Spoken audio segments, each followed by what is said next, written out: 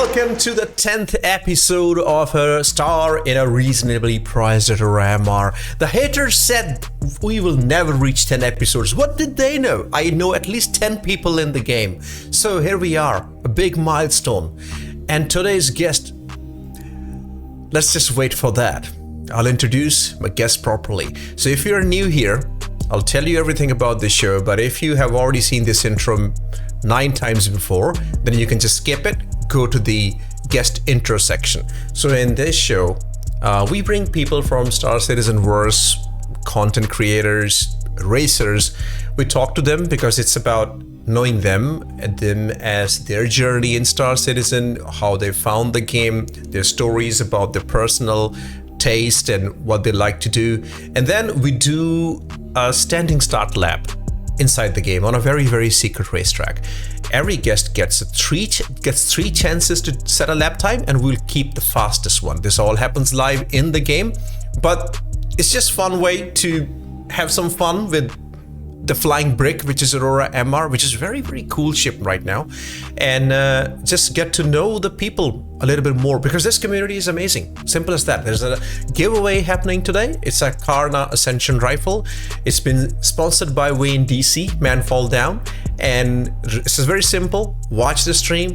You get 10 MG script for watching 10 minutes of the stream, and once you have 30, use the command Wicklow to get an entry, and maybe our friendly Banu will be kind to you, but most probably not. Okay, now to our guest today. I started streaming on Twitch 2.5 years ago, and I had no clue about Twitch at all.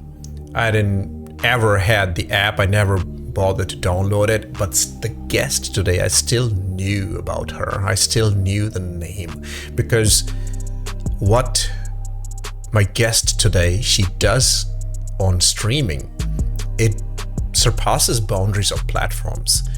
Very respected name for the skill.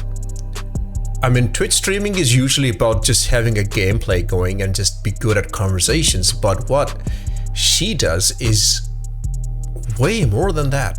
It takes careful planning, it takes a lot of understanding of how the game operates and how you can convert the game into a very specific entertainment medium. Great sense of humor, but more than that, guys, an amazing human being. Because I always thought I will have her come to the show, because I appreciate the skill and I appreciate what she does. But I thought, I have usually 10 people watching me. I don't think I should invite. But she hangs out in the chat sometimes when I'm streaming, and I shared the same thoughts with her, and she said, I want to come. When are you inviting me? And I was like, oh my god, she deserves everything she has. So, the queen of cinema, the cinematic queen. Ladies and gentlemen, please stand up from your chair. Actually, stand up on your chairs, do the T-pose for ExPat Brad. Yes. Hello, yes, it's me. You're welcome. Him. Okay. You're welcome. Okay. It is indeed me. Humble. So humble. Yes. It is the one, the only, one of the greatest. So humble as well. So humble. Okay. Yes, You can stop doing T-posing, guys. Come on, it's all good. Welcome, ExPat. How's it going, Lance? Welcome. It's going great. Happy New Year, Merry Christmas, and hopefully Squadron Happy 42 New Year, releases Merry this year. Well, yes. Well, I'm quite excited about Squadron. I used to play my first Wing Command. Oh, I lost your audio. Oh, I'm gonna cry, guys. Yeah. I just a little bit of a glitch. Now you're back. Go ahead. Oh, okay. I'm okay. Yeah. Hey! I hired a professional team for this. Can you guys sort yourself out? We're live. We're live right now. Yes. No. Go back there and tell the guy we're live. This is Lance Nation, guys. This is Lance Nation. Don't screw around. Okay. Don't happen again. I had high hopes, man. Right. Where was I? Oh yeah. So, I was a young expat. My computer was brand new, and this game stood out to me on the I was at the gaming shop and I saw Wing Commander Prophecy, and I had no idea what it was. I had no idea what a Wing was, but I played the X-Wing games as a kid, and they were amazing. And I loaded in Wing Commander Prophecy, and as soon as I saw Mark Hamill and all the video stuff that was coming on the screen, it was amazing, wasn't it? And ever since then I played the Wing Commander games, and then it got all the way to Freelancer. I think we all played Freelancer. Did you play Freelancer? Oh no, I have not actually. No. Lance! Okay, I'm leaving. Calm down. Okay. Oh my God. I didn't play it. So, well, I played Freelancer and Starlancer, and I got really addicted to Freelancer, especially the multiplayer part. I'm sure anyone that played that back in the day, they also got kind of addicted to that. And it was amazing. And then this what was it? Squadron 42, Star Citizen. I saw the Chris Roberts promo, but at the time, I moved on to console gaming. I know, disgusting. But I got into the online portion of Freelancer and got very, very into that, and was enjoying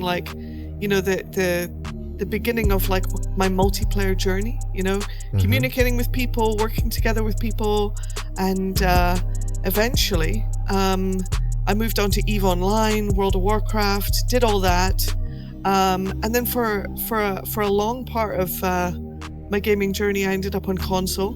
Please don't cut me off again. And Star Citizen was just kind of this thing in the background that was kind of cooking away, and I was super curious about it, super intrigued, but I never imagined that I would have a computer good enough, and I liked what they were doing, but I didn't really know about Kickstarter and all that kind of stuff. And I was working on I started streaming on Xbox and stuff, and I finally managed to get myself a PC with a promotion I got, or like a bonus I got on one of the jobs, and I built my own computer with my own hands. My first computer build, and the first thing I went and did was immediately get scammed, and I bought a 100i. And my friend bought a Titan. And I was riding around in my 100i thinking I was so cool. Oh my God, I'm so cool, guys. I'm in my Titan. I'm in my 100i. 100i, yeah. And my friend rocked up with a Titan, and he had a little golf cart in the back. And I went, "What is that?" And his golf cart came out the back of his Titan. I was like, "No, I made a wrong decision." And then I had to learn all about the upgrade thing, and then I upgraded my 100i to a Titan, and I never looked. Now here we are, years later, more grey hairs, more optimistic than ever. So, 42 out, get it. Oh man, the audio is breaking again. Why is it happening today? Is it the expat curse? Maybe, I don't know. When we talk about it, it's fine. This is why we're technical people. We're technical people, and we can figure these things out. We're engineers, bro. Yeah, we are. Oh no. Oh, I don't need fire. Please, expat, come on. Don't do that. Please.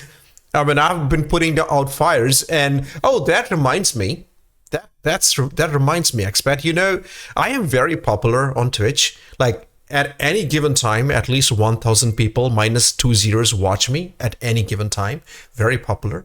And I have sponsors. Oh. Yeah. Every Aurora MR show, I get a sponsor. And I have a very special sponsor today because you just talked about a fire. Is this a segue? This is. Oh, I'm not supposed to say it's a segue. How clever is that? It's supposed to be seamless. Okay, wait. Seamless segue time, guys. Yes. Seamless. This was not planned. So, I want to play my sponsor spot right now, guys. So please enjoy my paid sponsor for this stream. Guys, I have everything in my house. A great PC, aircon, TV, washing machine, wife. But I always thought there was something missing. And now that they are my sponsors, I know what it was. A fire extinguisher. In Star Citizen, ships have everything. Quantum drives, shield generators, weapons, cool skins, cool looking screenshots. But whenever everything goes wrong, the solution is still a guy running down a corridor holding a red can. APX fire extinguishers. My sponsors for today. One pull of the pin, one majestic cloud of foam, and suddenly I'm a firefighter, an engineer, and an idiot all at once. APX fire extinguishers are designed for fires, vehicle fires, ASOP fires, inventory fires, fires that have no meaning, and whatever the hell happened in engineering this time. Unlike your ship, it spawns consistently, works immediately, and doesn't require a keybind, a tutorial, or a degree in astrophysics. And you know what? It really looks cool on your backpack. You can put it on like a gun and look like a cool, responsible citizen, even though you started all those fires. The fire extinguisher doesn't care about your crime stat, your reputation, or if you get along with the Viclo, the damn Viclo, or if the fire was intended gameplay. It just works. Just pull the pin, aim vaguely, and accept that the fire will go out, the alarms will still keep screaming, and the ship will still be on fire. APX fire extinguishers, because repairing the ship will take longer. Use my referral code #WhoIsLensNation anyway and get 10% less carbon dioxide in the fire extinguisher. Savings, man. Now let's get back to the video before the extinguisher despawns. Got you. I think there's still some fire here. Come on. Nothing can beat this sponsor. Who is Lens Nation anyway? ExPat, what do you think? Wait a minute. Did you say that if I use your code, I get less CO2? Isn't? I mean, I'm not an engineer, but like, is it? Yes. It's a thing with me. Like, my sponsors love me, hate me. So, I mean, watch my any sponsor spot. Usually I get a disadvantage, but you know, that's the cool thing. This is different, ExPat. This is different. Who's Lens Nation anyway? Yeah, I need a command like that. Oh, I need a command like that. If you want less CO2 in your fire extinguishers, use code Lens Nation now, okay? Was that the code? Yeah, that's the code. Who is Lens Nation anyway? Who is Lens Nation anyway? That's exactly what I thought in my head when you messaged me the other day about the podcast. Oh no, I shouldn't say that out loud. No, that's okay. Who's this Lens Nation guy? What? Yeah. Lens what? Look at Ricky's. Look at Ricky. Who TF? look at my friends, ExPat. Look at my friends. Friends like these, eh? That's why I have sponsors like these. I don't trust that they will work scam extinguishers. Well, they just sponsored me, okay? And I don't take responsibility if the fires. I said that in the sponsor spot. The ship will still be on fire. You won't even see the fire. You know, I've tried it. It doesn't work. Yeah, ExPat, you're saying the quiet part out loud again. Damn it. Listen to Sandig. I mean, apart from the amazing fire extinguishers that you're sponsored by, how is your engineering experience been, Lens? Have you been enjoying yourself? No, I'm not. Because you know, serious talk, it's tier 0 implementation, so the truckloads of changes are gonna come, and I am not really motivated to learn the ins and outs to have them all change again. Just like Viclo, I don't do Viclo at all. I'll just wait it out. It's all good. I spend my time just practicing the DMR rally. That takes a lot of my time, pretty much. How about you? You tell me your experience.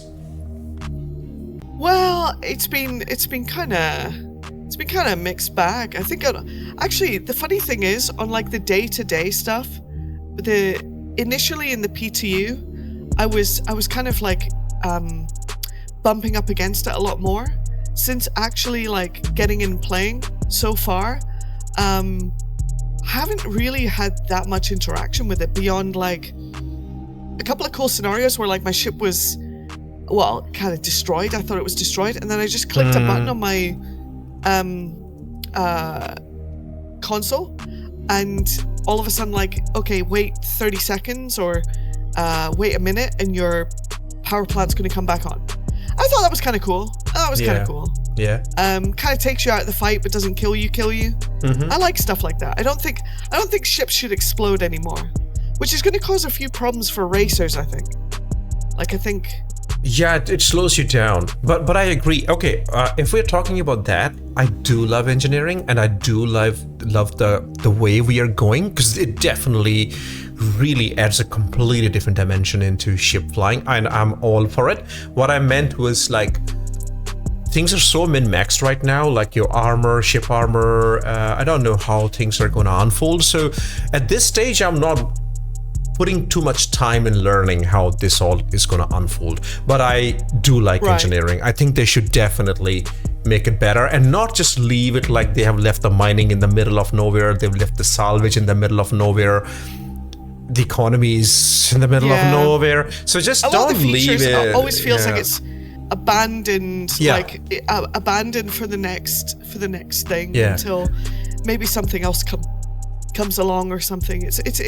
It gets kind of frustrating sometimes, because I get really like into something, and then I realize, we're moving on to the next thing, and then moving on to the next thing. Yeah, it's half cooked. It doesn't give you the proper vibe of it. And I think this whole year was more about activities like the is it the ACT or the ASD labs or the Valacar, because those are your like short doses of complete setups, even though a lot of things in those don't work, but they are still more complete than the gameplay loops. So that's but I like it. I think it's very brave.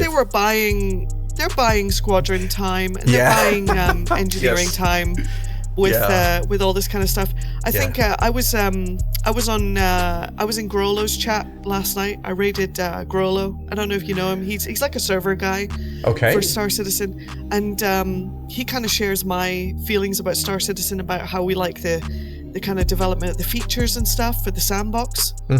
And we're not like so much into the Disney ride kind of stuff. Although, I've had fun with the Disney rides, but his optimistic view on things was like, the worm location that you go to and you fight the worm, and the Yormindi location where you've got like the double snakes and everything. His optimistic view is that all these things are just kind of like testing funnels to funnel the player base into a location to test these creatures and features before they get like kind of their open world sandbox release, right? So like ideally you want to be mining on a planet, and you're like mining too hard, like you're I'm mining, and then all of a sudden it's like the ground starts shaking.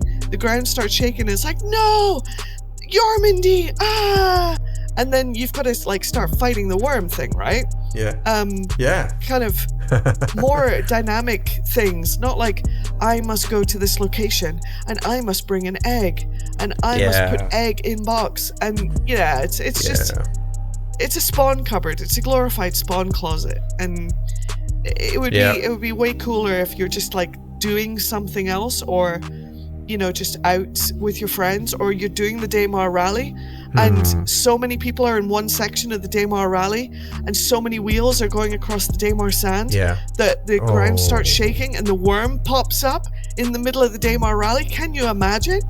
You know what? That would be so cool. This is so funny that you're talking about it, because Herbie, Herbie, the ground racing king Herbie? Yeah. It's exactly what he was saying, that I want the big Valacar as part of the Daymar Rally. And I said, no, it is already tough enough with the griefers, man. Like, but you remove the griefers, okay? You remove them, and then you can have your Valacar. Not until we sort that out. So, but yes, griefers. I think that is true what you're saying. Three things. One, you said it best. they're buying time. Second, yes, this is exactly the glorified spawn closet.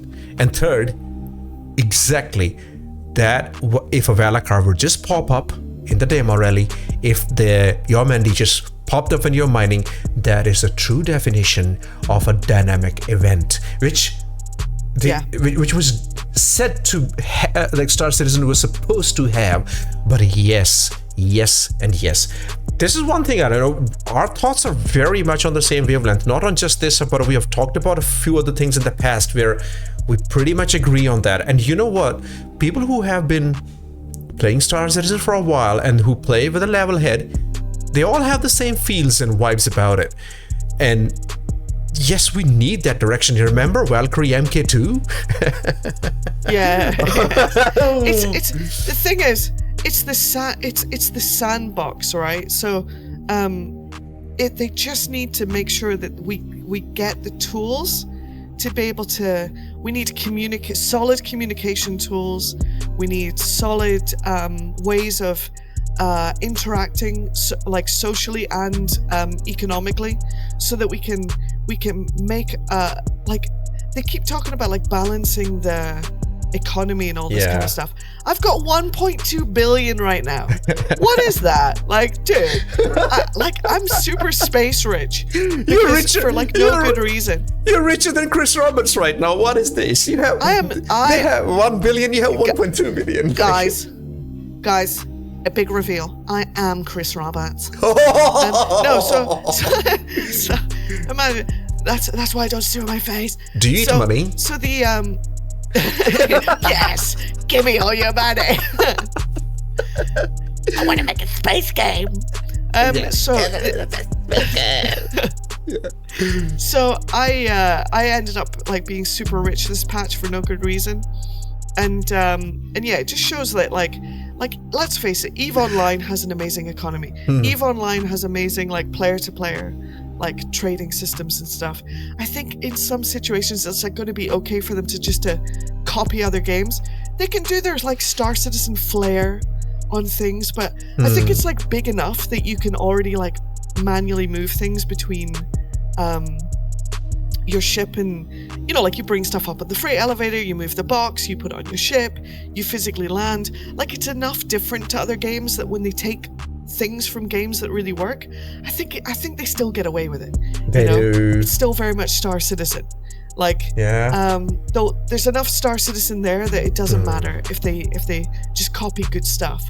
But yeah, I'm very much for the sandbox and player driven and all that kind of stuff. I think probably you are too. Yes, very much. Kind of going out and exploring. Yes, I mean, I will say that if the game loops in the game they were 70% finished, I would be very happy with that. But they're not 70% finished, and they're still the uncertainty of things. Like, where are we gonna go from here? Like, what are they really planning for mining? What are they really planning for salvage? That uncertainty is a little bit of the gray area for me, but. You know my favorite gameplay, which is the screenshot simulator or making machinima. So that I enjoy, nevertheless. That is always there. I just gotta point out something. Hold on. First of all, in the chat, the mustache man is here, Dr. Fisher. Hey, mustache man. I finished the drawing. I will show that to you today. I finished the pencil drawing of your character last night, and I just realized. Simul, are you here? I just realized you have a Chaos Orb as your icon. Dude, a huge Path of Exile fan here. You found a friend! I am so much into Path of Exile and Path of Exile 2. I went to New Zealand last year and I went to GGG's studio and I met everyone. Like, me, I'm a big, oh my God, y'all should fan. have a play date. Yes, I love Path of Exile, man. But my builds are always crap, by the way. Let me just tell you, I'm just absolutely horrendous at crafting, and I'm trying a wolf right now in Path of Exile 2. Druid wolf, I have bought a lot of items on the trade market with the exalted orbs. Nothing works. Lens Nation is a failure. So there you go. But I just saw that. I thought, is that a chaos orb? Then while talking, I hovered my mouse over it. Sorry, ExPat. It's just a passion. No, my friend in Dubai is a massive Path of Exile person.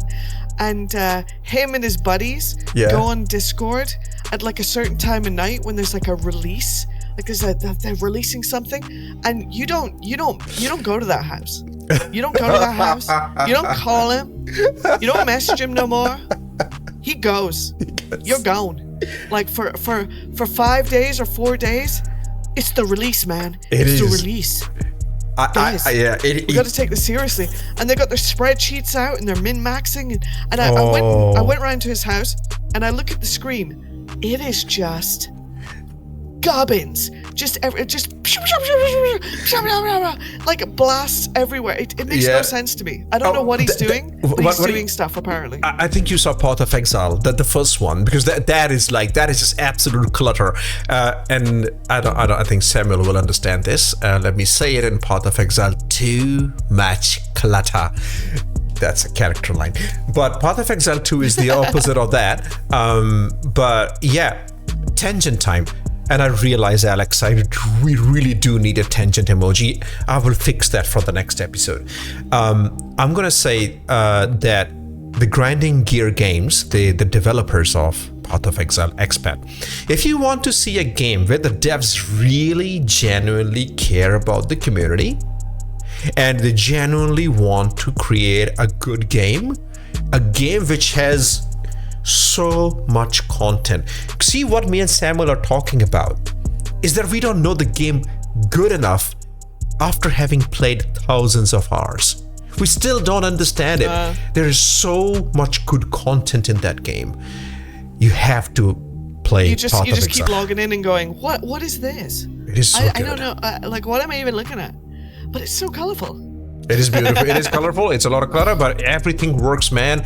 It is in early access, and it still blows my mind. The skills tree, dude. Oh, that is easy. The skills tree. That is easy. Oh no. That just looks crazy. It is not crazy. It is a very smart way of doing things. You know that like there are replications, like one single skill point. It does exist on multiple places on that tree. That skill tree is actually very simple and way better of a mechanic than all other ARPGs. That is not the tough bit. The tough bit is the bloody crafting. And to know which item is a good item and which is not.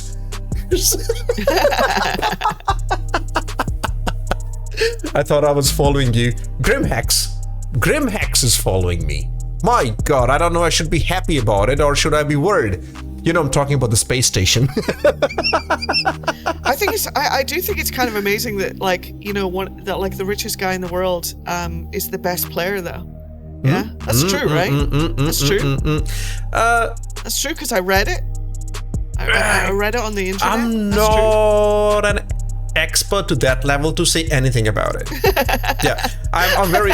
Let me be very clear. Like, even with Star Citizen, you know, when I'm streaming, very rarely somebody new comes and starts talking.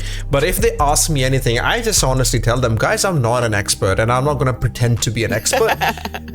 Yeah, ask the chat. Maybe somebody in the chat knows.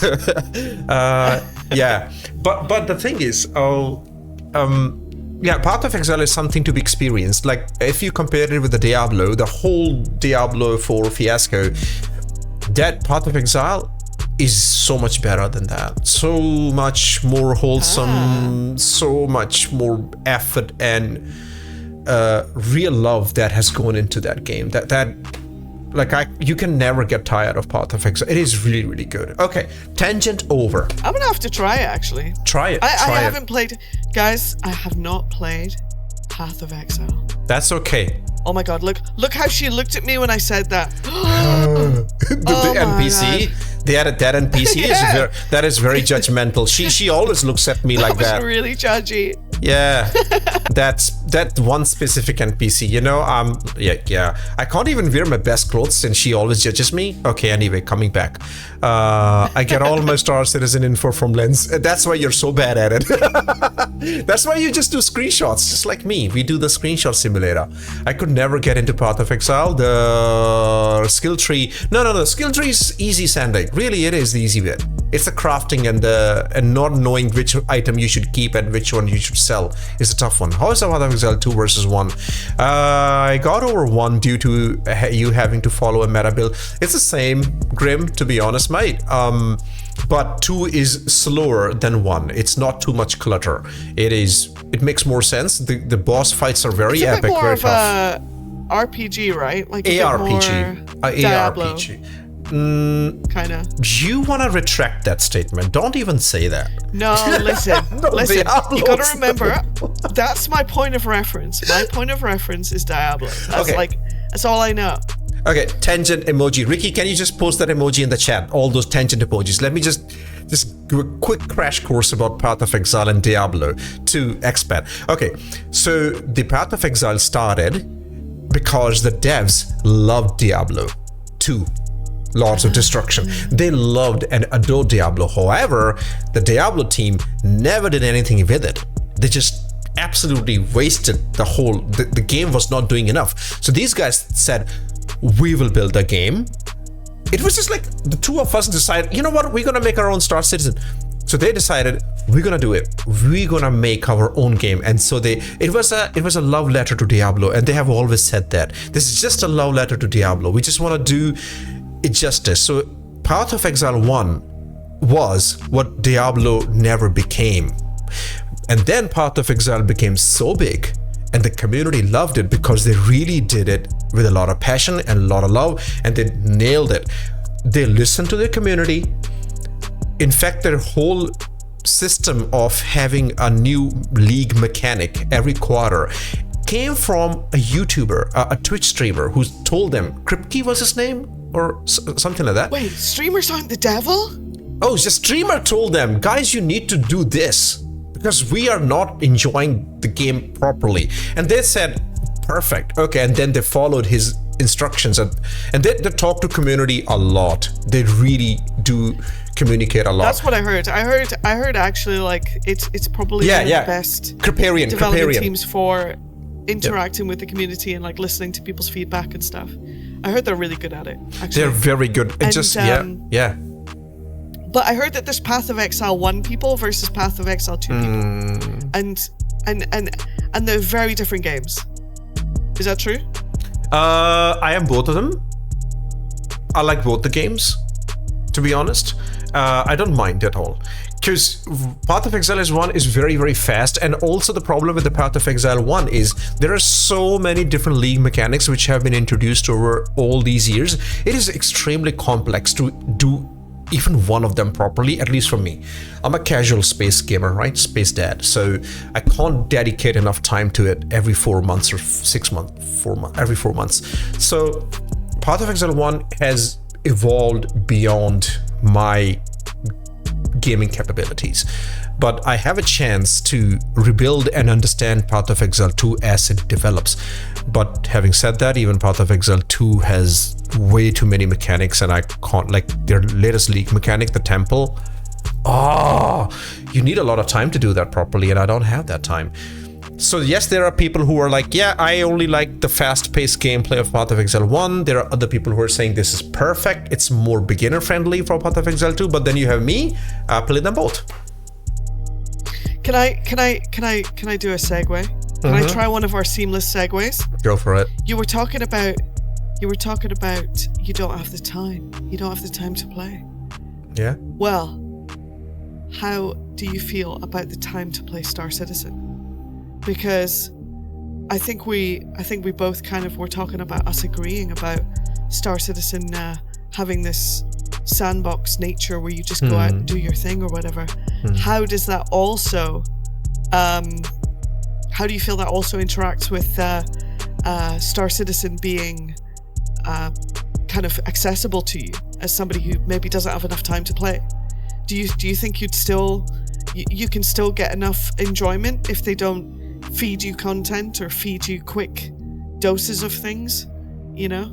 Do you feel like you can still stomach a slow Star Citizen, or like a more, you know, if it takes you time to get prepared and ready or whatever, are you one of these people that is willing to do that like the day before your big mission as opposed to the day of? How do you feel about that kind of stuff? That's kind a of speeding up the game. beautiful question. And I know I'm the host today, but I'll take that question from you. Okay. All right. See, there's one major detail about gaming when we pick games, at least for me. My expectations are different from different games. Path of Exile, I have a very different expectation. In Star Citizen, I have a very different expectation. In Star Citizen, I don't think I will enjoy too much of fast-paced action, and that's why I kind of stay away from the underground lab facilities, and I really do not like doing those with groups. If there are 10 people doing that, I don't understand what's going on. That's how I feel sometimes in Path of Exile. I'm doing all these actions, I'm killing so many mobs, but what am I really doing apart from just button punching? So Star Citizen for me has always been a slow gameplay. I actually prefer the slow gameplay. I like preparing for missions and getting ready. And yes, but the second part of the answer is when I'm doing an org mission, to get things ready, the logistics, they're way too much right now. There need more mechanics which can make it seamless. I feel it the most when I'm shooting a machinima. To get ready for machinima, right. There's so much we need to do, and one simple bug can just destroy all our preparation. So yeah, there needs to be a little bit more facilitation for gameplay in Star Citizen, but it's not. But I have different expectations, so I don't mind it. I don't want this to become Fortnite or Apex Legends. What kind of things do you need to prep for your machinima? Oh, what do you prep? Okay, so it depends on what we're shooting. For example, if we're doing Top Hanger, if you're doing a Top Hanger episode, we do the whole set of Top Hanger, the studio basically, and it took me like 3 hours to set it up, like to have everything in place for the second episode. And then I had an idea, like how about I park 2 pulse bikes in the background? And I was trying to park one of the pulse bikes, and it's so powerful, it blew everything away. Yeah, they need to. I'm so looking forward to them, like introducing that decoration stuff. You know, where it like locks stuff down. Yeah. And they came out with this hangar decoration. What was it? You know, the marketing video where they like had the hangar decoration and everything was decorated and all the hangar was decorated. PC 101 absolutely went crazy with this hangar decoration. Decorated this whole hangar, every single inch of it looked amazing. Took stuff from all over Star Citizen, every single prop, anything not locked down, put it in there. Every single piece of furniture, everything he had in his hangar, and like literally. The carrick took off and everything blew away. Yeah. So, pointless. Exactly. Pointless. I know. That's just one example. But like, if we are shooting, oh, hello, Devil. Hey, man, how are you doing? I'm reading all the chat, by the way. I love reading the chat, but I'm very respectful of my guest. I also want to keep the conversation going, but otherwise you will have me just go on tangents. So I'm reading everything, Ricky. I'm reading everything, Grim. So like if we have to do like I did that video Star Citizen from the perspective of Ninetales, that required a lot of effort. Like we had to organize all the Ninetale costumes, all the guns and everything, because we wanted to keep it true. We had to take down the underground facilities in our control, just manage all that. But then again, I'm not gonna blame the game for it, because machinima itself is inherently a tough thing to do. You because the game is not made for machinima, you know, it's not the Rockstar editor. So that's okay, no complaint. But even for Daymar Rally, like you have to prep a lot. Like the easiest thing you can do for Daymar is to start from SCDO1, go to Eager Flats, just finish that run, redo it, clear yourself, respawn on your med ship, get your links out again, do it again. But if you want to do the deep desert, like after the Eager Flats, there's no way to do it. You need to have a transport ship, drop it there, have somebody else as a marker. So it's not easy. But then again, demo rally is also not part of the real gameplay. It's community made, so I wouldn't complain about it. But other things like, like doing the Hathor thingy, which I have not been able to do successfully even once so far because of people locking it down. Everything goes out of the window. We tried it with the SCA. There were like 24 of us and we still couldn't do anything with it because the addresses just keep spawning, they just keep killing, and it just goes very haywire. So yeah. So have you never been physically on the ground for the laser fire? No, I have not seen that yet No, I have not. No, I haven't. We need to fix this. We need to fix this. I haven't. Okay, I'll see what I can do. Okay. Also, I haven't done the snake fight, Yomandi. I haven't even bothered with that. As I said, I'm like, okay, the double snake. Yeah, you fix it. I'll play it later. However, I have finished the complex, the ASD building, that whole those missions solo. I have done them solo, and my God, was it fun doing them solo? Yeah, it's like you know what? I hate to say it, but like I think it's almost like a little bit of a copy paste of Squadron. I'm almost certain that is a place in Squadron that they've just relabeled and I'm sorry guys, like I'm being but like I see I'm pretty sure this is like a Squadron place, and they've kind of copy pasted it to a certain extent, changed a few logos and made it work for the story or whatever, and I don't like what I see, honestly. It feels like Half-Life 2 in space. If they could get the interaction, the inventory, the jank, the gunplay, like everything, if they could just lock a few things down, I think like if Squadron 42 feels anything like that, I'll be pretty happy, like, to be honest. Yeah. You know, like, one thing. Yeah. Please finish your thought. No. No thoughts in here. Okay, I was. This is so stupid, and I don't know. I've been playing Star Citizen since 2018. I still haven't asked the questions I want to ask you, and welcome to the 6-hour podcast, guys. So I've been playing since 2018, and I thought Squadron 42 was gonna be an open world game, right? But I just found out that it's not. It's a linear progression, and I thought I'm not gonna enjoy that much now because I really thought But you pledged, dude. You pledged. Yeah. You pledged for that. A lot of people don't know, by the way, like what they're pledging for. But like, Are you serious? Are you serious? Yeah. I thought it was gonna be. I thought it was gonna be open world. Yeah, because in my mind it was like GTA and GTA Online. So Squadron 42 and Star Citizen. That's what I expected. Like, you should be able to do pretty much everything that you do in Star Citizen in Squadron as well. But I understand Tall Order. You know, like, you have your own economy in Star Citizen. You have your own economy in Squadron. I don't know how I'm gonna take it now. I don't know. I mean, look, that would essentially be a private server. So I don't know. I mean, you'd run that locally, but like, I mean, I can see certain moments in Squadron, like when you go to like a system. I can imagine there's like a story mission, and maybe there's some side missions. Maybe. I hate fetch quests. I think there will be ultimately the campaign. Whether we stay on the campaign indefinitely through the entire experience, I don't know. How much freedom we have to walk around the ship and do things, I don't know. But I think it's very much going to be go talk to Captain blah blah blah. And you start from the gym.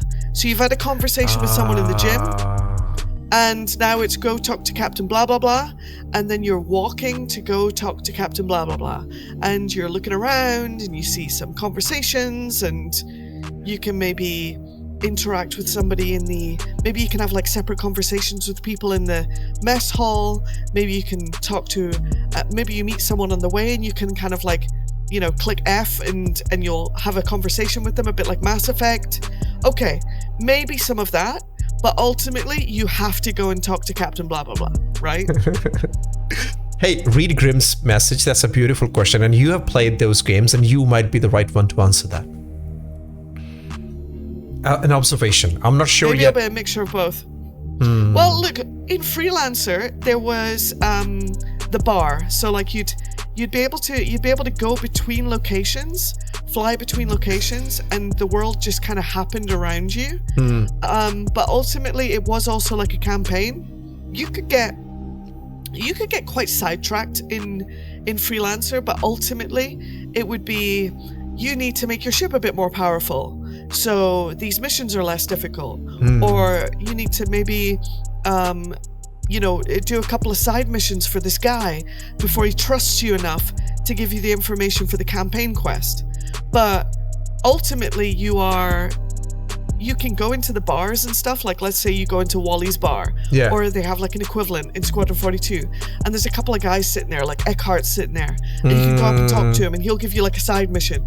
You're still like, you won't be able to leave the quadrant, I'd imagine. Like you won't be able to use the jump gate for whatever reason. It'll be like, oh, the jump gate is turned off at the moment because of maintenance. Like the bridges in GTA. This bridge is under construction. Yeah, those are under maintenance, and we're going to give you this mission location, like what happens in Star Citizen, and you go to this mining place, and Eckhart wants you to do this thing at a mining place, and you could do these like 1, 2, or 3 side missions, or you could just continue with the campaign. You know what I mean? But like I imagine Mark Hamill and you are going to walk through this place, and he's going to go, okay, kid, I'm going to go talk to this other guy for whatever reason and figure out what the code for that place is. Don't get yourself in trouble while I'm gone. And then you're going to be like at the bar, and then there's going to be like a couple of mission people, and it's basically like a timer. You should probably do something in the meantime. You can select what you want to do, but you do something, and then at some point, Mark Hamill calls you and goes, hey kid, I'm ready. Meet me at this place. Meet me at the hangar, And then we go back and we rejoin the cinematic exploits. I imagine they could have space for something like this. That would be clever if they did that. More GTA. Did you write the script, and did you do the storyline for a CIG by any chance? Because I like that. I want some flexibility. That is a way of holding your hand, but it allows them to pace out the campaign. It allows them to give you breaks. It allows them to give you time to think, time to rest, time to just explore. I think it's going to for pacing's sake, I think it's going to have these moments of levity, or these moments of kind of reflection, so to speak, and then you go on your next big action scene, right? It is going to be very much a Disney ride for like a good portion of it.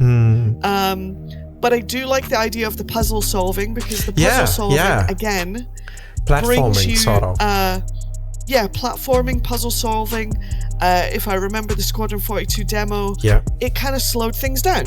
So you've got action, you're firing a turret, and then you slow things down. And then you go into a new, and you're firing, oh my god, vandal, and you slow things down. Like they clearly have an understanding of how to change the pace of the game in certain situations, and I think that's going to be really good. I agree with that. It's going to definitely give us Half-Life vibes. Oh, don't talk about Half-Life. Half-Life in space. So as soon as I saw the Squadron demo, I was like, oh my god, that's kind of Half-Life in space. And you know what? If they can get anywhere near it, it's good. Very well done. Different gameplay, though. Very different gameplay. I mean, but it's not in the FPS portion. Yeah. Right? I agree. And Half-Life did have vehicles. Yes, Half-Life had vehicles. Yes, I did. In the episode 1 and episode 2. Yeah. And I don't like fetch quests for the sake of it, like what Ubisoft does in their games, but I really want fetch quests in Squadron. Please give me fetch quests. I think that's how I will take that. And don't forget to reload, Dr. Freeman. That used to be. This is super hope and cope. Yeah. But I mean, if they were clever, during the squadron campaign, they would do silly little things like, hey, I need you to go gain these guys' trust. We need their information. They're a mining cartel based out in the blah blah blah blah blah. And you go out there and you get stuck in the you get put in the like mining thing of a mole, and they fly out there and you've got to help them mine a rock or something. And then like while that's happening, pirates come and try and take over. You know what I mean? Yep. I feel like little introductions or little kind of in-world story-driven industrial things would be really cool. Even like for salvage, I reckon. I don't know. They can do a lot. They can do so much, and it will be interesting to see how much freedom they actually give us. So they have the ability to cinematically hold the hand, do all the creative, do all the imagination for somebody who otherwise at the moment in Star Citizen has to role play all this stuff, right? So right now we role play like, oh, I'm a mining guy, and we need to go over here, and oh, there might be pirates that come and get us, and sometimes there is a pirate, but we don't really get the piracy, we don't get the communications on the radio, we don't get the held hostage moment, we don't get any of this stuff. In Squadron 42, it gives them the option, it gives them the opportunity to show the full breadth and width of what these scenarios could be if people were more creative. You know what I mean? Yeah. In general. Like if the Star Citizen community was more creative. After talking about this, consider this, ExPat. I think a lot of it will depend on whether you need to make some money in the game or not. Because if you have to earn some kind of currency, UEE, now that leads to the question, do you use that currency to upgrade something? Like if you are just tied to the Navy, to the Idris, I don't think you will be upgrading the Idris, right? But if you're earning the currency, what are you earning that currency for? And then question, if you're earning currency, how do you earn that currency? Do you get currency for completing missions for the Navy? Because you are part of the Navy, it's like you're on the payroll. There shouldn't be individual rewards for that. But if you don't earn the currency that way, do you go salvage? Do you go mining? Do you go do side quests for other people planet side or station side to earn money? I think that's what will define the game pretty much. Like, is there any personal income in Squadron? I don't think there's going to be personal income, but I think there's going to be like reputation to an extent. I mean, I would imagine, like, this is how I would do it. I would do it in a way where like you've got the UEE, you've got your rank, you've got your reputation, and you know, it's the usual, you've got to gain some trust, right? We're not going to trust you for the next mission unless you do X, Y, and Z. You go off and do these X things. Now, what they could do is something similar to Mass Effect, where the ship has upgradability. You don't directly upgrade it. You don't directly control that. But to move to the next part of the mission, the ship needs to be retrofit with a device. And you need to go and get that device. So, kind of like the fetch quest you were talking about. Yeah. Like, the captain needs you to go and do something so that they can upgrade the ship. Yeah. Maybe there's like an upgrade menu. Maybe you can click on things, but ultimately, it's gonna hold your hand. It's gonna hold your hand. Yeah, I love the last Mass Effect, the third one, the third one, where you had side mission, your loyalty missions with your companions, and depending on who you choose, you get specific upgrades for the Normandy, and depending on if you had that, they help you with the final fight with the Reapers and that was very clever and so far ahead of its time back then. Like, to be honest, there's no reason why you could not, like, for example, they could put a laser on the Idris, or they could put the railgun on the Idris, right? And you could choose, and that would essentially change the cutscene at the end. Yeah. But like it doesn't stop the game from happening. It just slightly feels like you influenced it. You know what I mean? This is very cool discussion. I never even thought about these aspects of the Squadron 42. It looks like it's a very tall mountain they need to climb, but you're very excited. Okay, but let's hold the tangent of the Squadron here, because this really is about you, and I haven't even talked about you at all. So let's bring it back. First thing I need to ask you, which I always do, is you need to tell me who is going to be this next sponsor from this podcast. Because the fire extinguisher was suggested to me by Jacqueline. You need to pick my next sponsor. Well, I think the next sponsor has to be Kelto RX. Oh, that's Feel already better done. and That's save already done. more. That's already done. You already did? That's already done. Yeah. That's Okay. already done. Yeah, Okay. Okay. This one's for library science. Okay. Patambu juice. Oh, okay. Patambu juice. Done. The funny thing is, like the giveaway that I'm doing right now, the currency is MG script. The very first giveaway I did, the currency was actually Patambu. And then you Nice. will get Patambu for watching the stream. Then you could use that to enter the giveaway. Yeah. Okay, that's done. Now, I should have done this 1 hour ago, but who is ExPat Brad? I mean, this is personal, and please feel free not to answer that, but I have to ask you, who is ExPat Brad? My real name is... Slim Shady. No, come on, guys. Right. No. Yeah, whatever you want to share. Tell me. Expand your question, sir. Expand your question. Who are you as a person? Whatever you feel like sharing with us, whatever. And I'm not, even if you say let's move on. I'm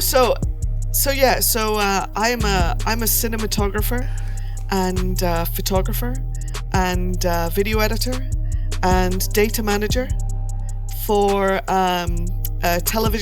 television commercials, online promotions. I just worked on a big event, which was the largest, which was a Guinness World Record fireworks and drone show, and it was so silly because the Guinness World Record that these guys well, it's not silly, but it basically the Guinness World Record was the largest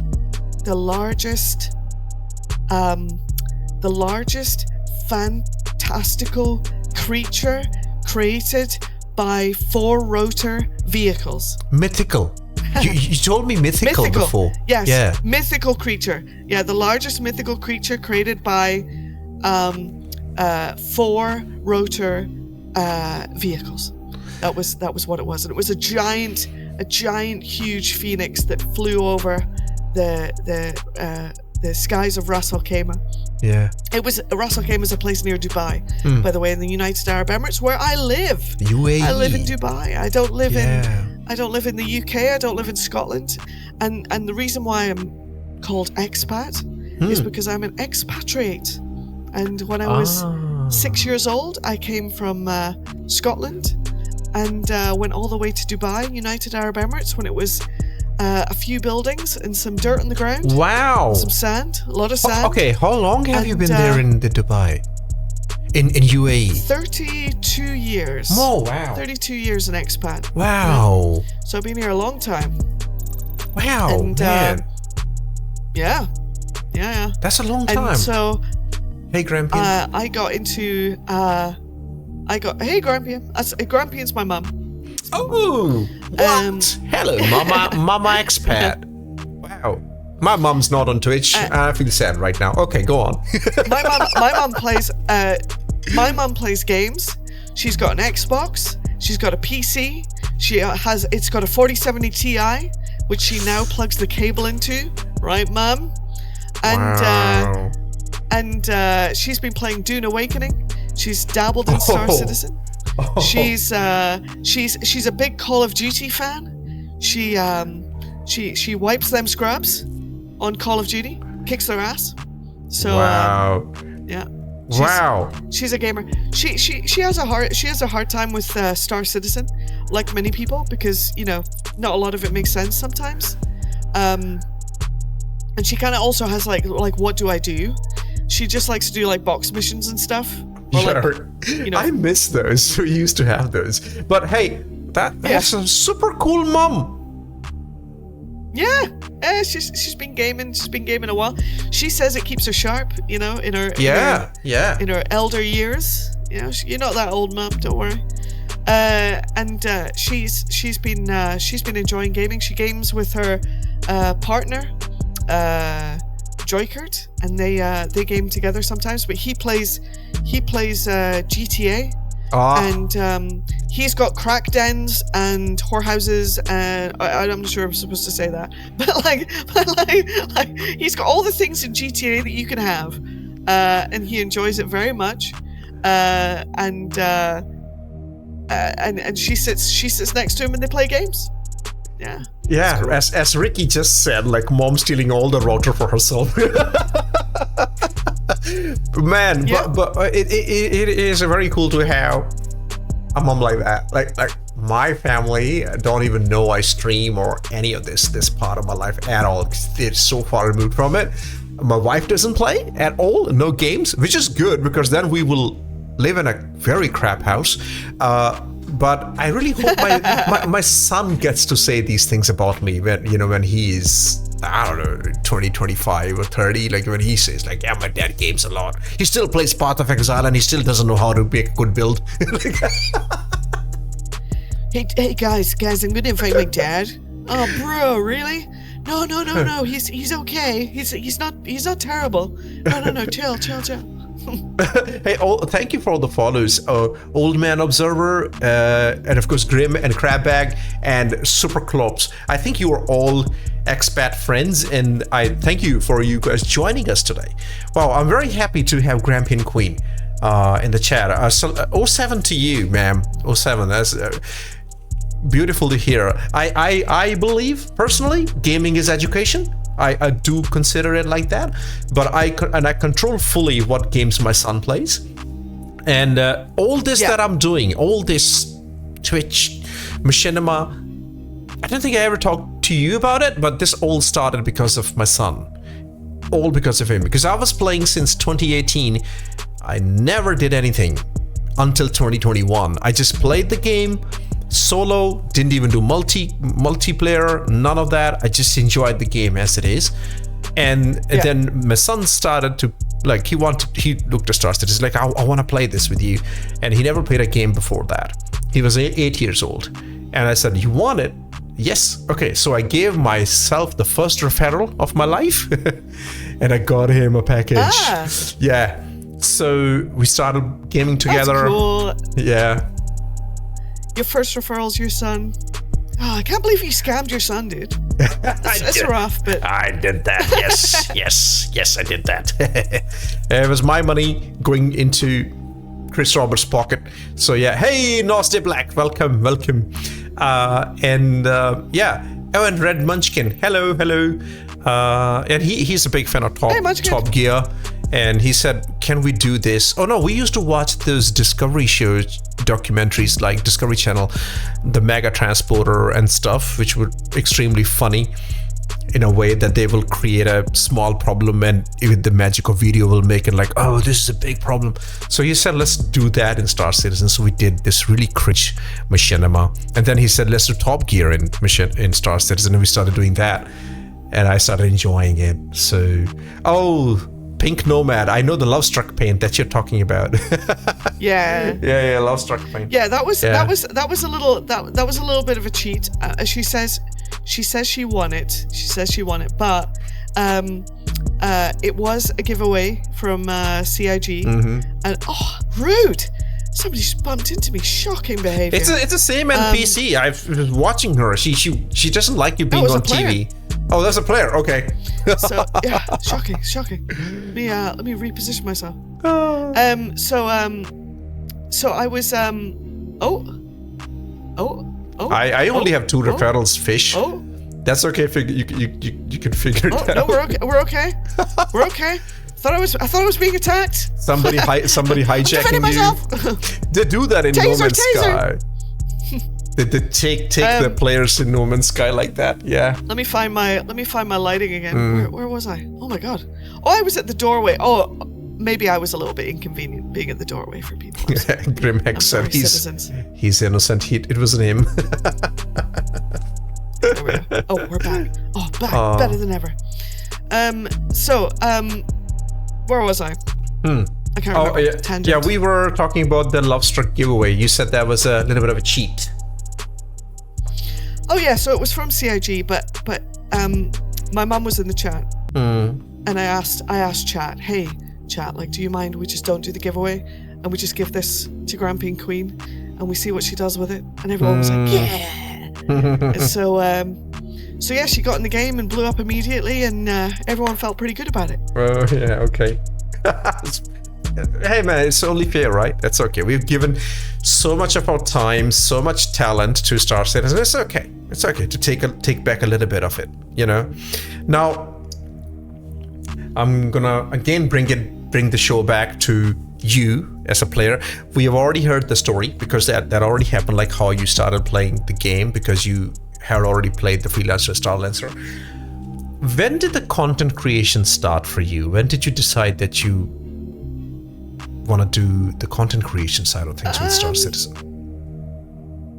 So I was already streaming. I started streaming, I think Sea of Thieves was my first ever Twitch stream on Xbox. And then I was kind of like jerry-rigging a Mac laptop with like booting into Windows and doing all this kind of crazy stuff. I was just teaching myself streaming because I wanted to stream. And then I moved on to a game called Fallout. Oh yeah. What was it? Fallout 76? Fallout 76. I thought you were going to say Fallout 4. Okay. No, well, I played Fallout 4, but I was streaming Fallout 76. And I was kind of like picking games that would get me not like noticed. Well, yeah, I guess noticed, because you got to pick like games that are good statistically in the beginning if you want to like rise through the ranks a little bit, you know, gain a few viewers here and there. And then I ended up moving on to a game called Vigor. It was like a very like low-key, unknown, really nice community, kind of like a survival game, a bit like Ark Raiders but on console, back in the day. And there was just a really great community there. So I went from like 5 viewers or something, like 10 viewers, up to like, you know, 20 up to 30. You know what I mean? Like something like a little growth, little growth. And then I got a bonus from. I was managing the stream for. Sorry, context. COVID. Yeah. COVID was coming, but also Expo 2020 Dubai, which is the World Expo. My streaming knowledge that I gained slowly over a couple of years of just like streaming at home came in handy, because there was a job that came up where they needed somebody who could manage the official stream for Expo 2020. Wow, big step up there, man. That's cool. Yeah. So I was like, well, I you know, they were like, oh, there's a bunch of positions available. There's going to be cameras. There's going to be, you know, production. There's going to be, you know, data management. There's going to be everything. And then there was this job for this like stream manager for this kind of like live broadcast where they were integrating like chat interactions live onto the screen, and you could interact with the chat interactions and it would pop up on screen, and this American company needed me to come in and kind of do that for them. So I went for an interview. I was told, oh, the position has already gone to this guy, but you're welcome to interview anyway, just in case. I sat down in the interview. I was my amazing self. Yeah. And they basically looked at the other guy and went, do you mind taking this other role? Is that going to be And I was like, oh, sorry, bud. So I got the job, and Basically, I learned kind of everything with OBS, and I did it professionally and everything. And I did that so well that they gave me a $3,500 bonus, which is like the CEO of the company that runs the streaming software, like messaged me personally and said, "You did such an amazing job. You got us out of so many problems. You know, your technical know-how, all this kind of stuff, everything. That, you know, here's a little Christmas gift for you." And I was like, "Damn, okay." Free money. You earned it. So I thought, you know what? I'm gonna buy a computer. I'm gonna buy a computer, and I'm gonna play Star Citizen. Yeah. But I decided. Wow. It was free money. It was free money. I could do whatever I wanted with it. That's a cool story. It felt okay. It felt like how to say, like it was something I could really do for myself, like just for fun, right? Yeah.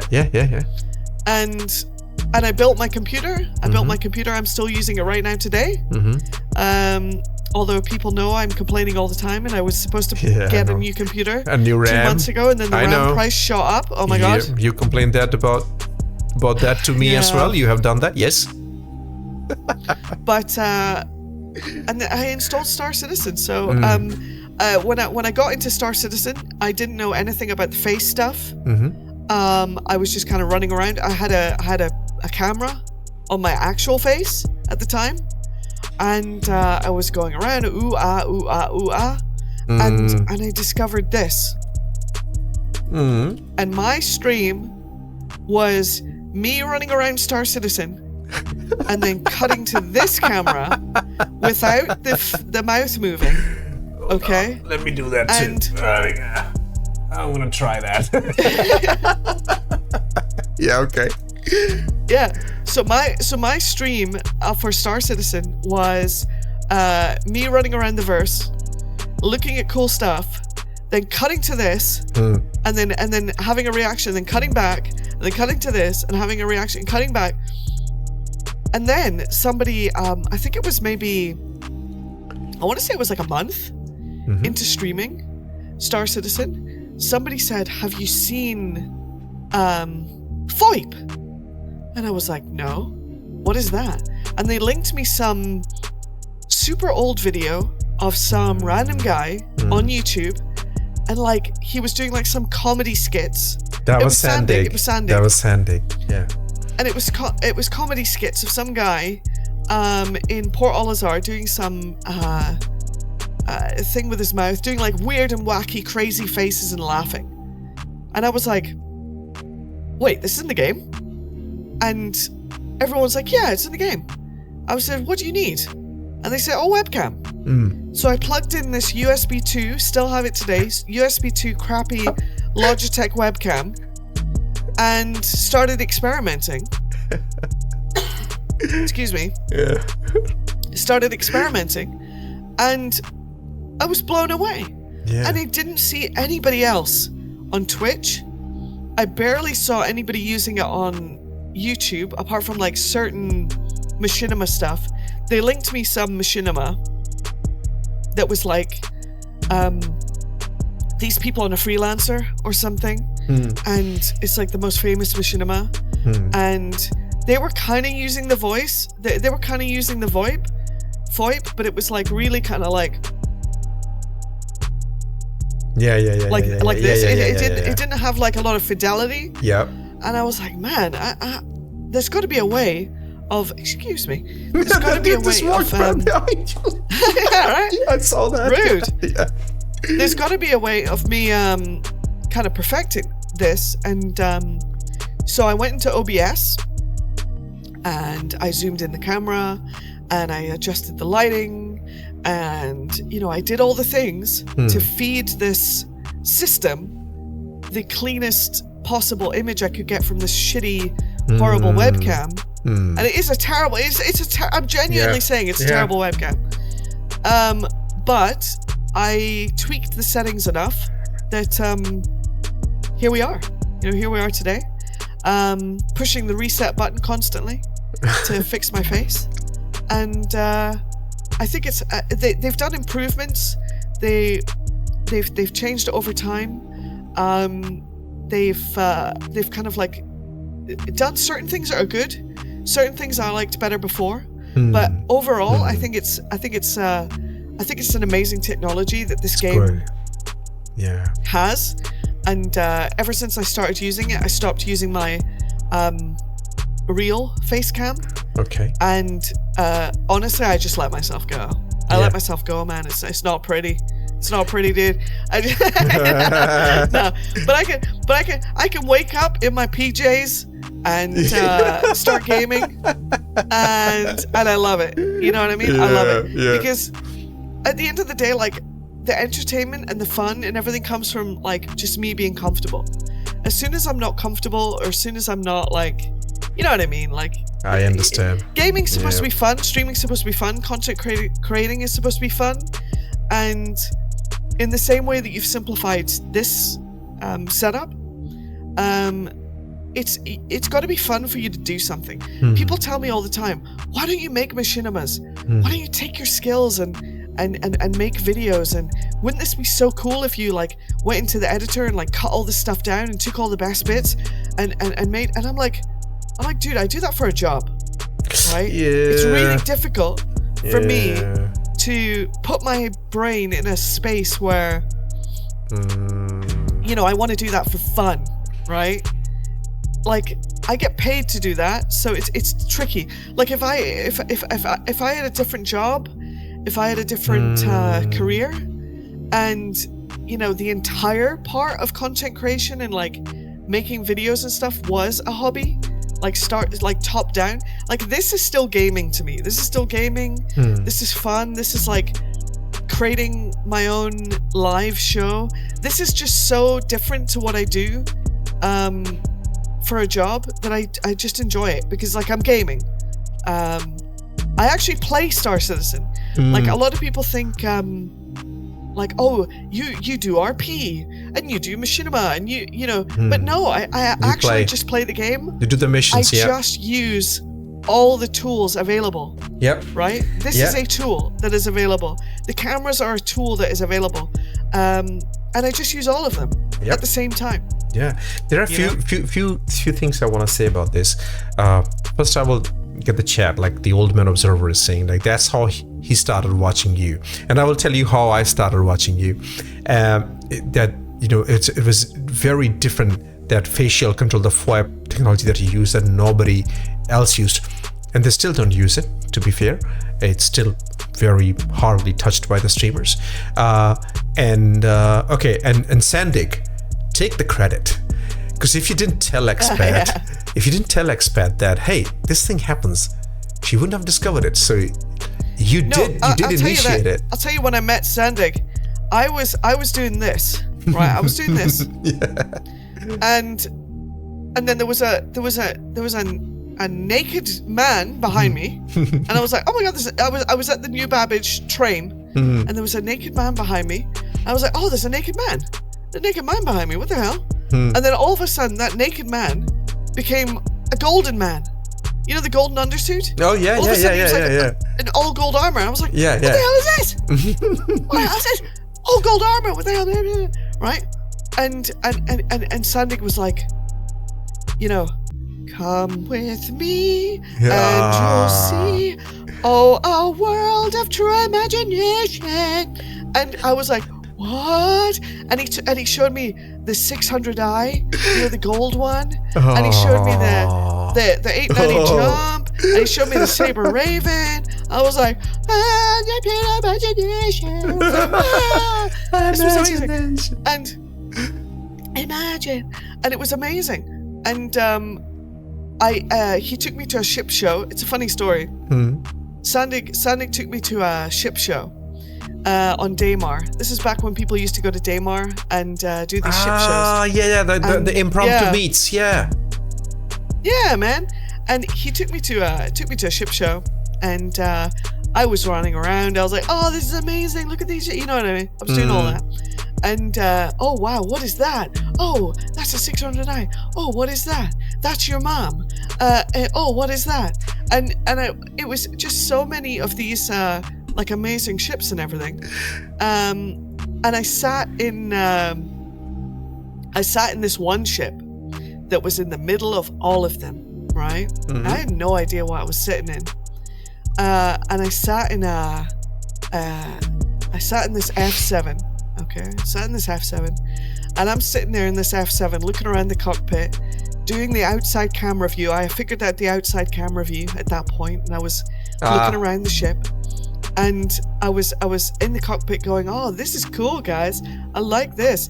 Anyway, some guy came into the chat and he started freaking out. Okay. What are you doing in the ship? I was like, I don't know. It's mine. This is my ship. And he's like, what do you mean that's your ship? That can't be your ship. I said, it is my ship. He says, that's an F7A Mark 1. There's only one of those in the entire Star Citizen. That you can't have that. And I was like, well, the devs gave it to me. I'm right. So I'm doing all this, right? Yeah. And this guy's freaking out in the chat. Anyway, some people in the chat are laughing and all this kind of stuff. Anyway, 3 days later, this guy comes back to the chat. Okay. After like watching my stream a little bit, he comes back to the chat. Yeah.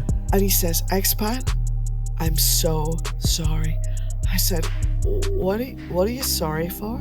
Yeah. And he said, I did something on Reddit and I'm so sorry.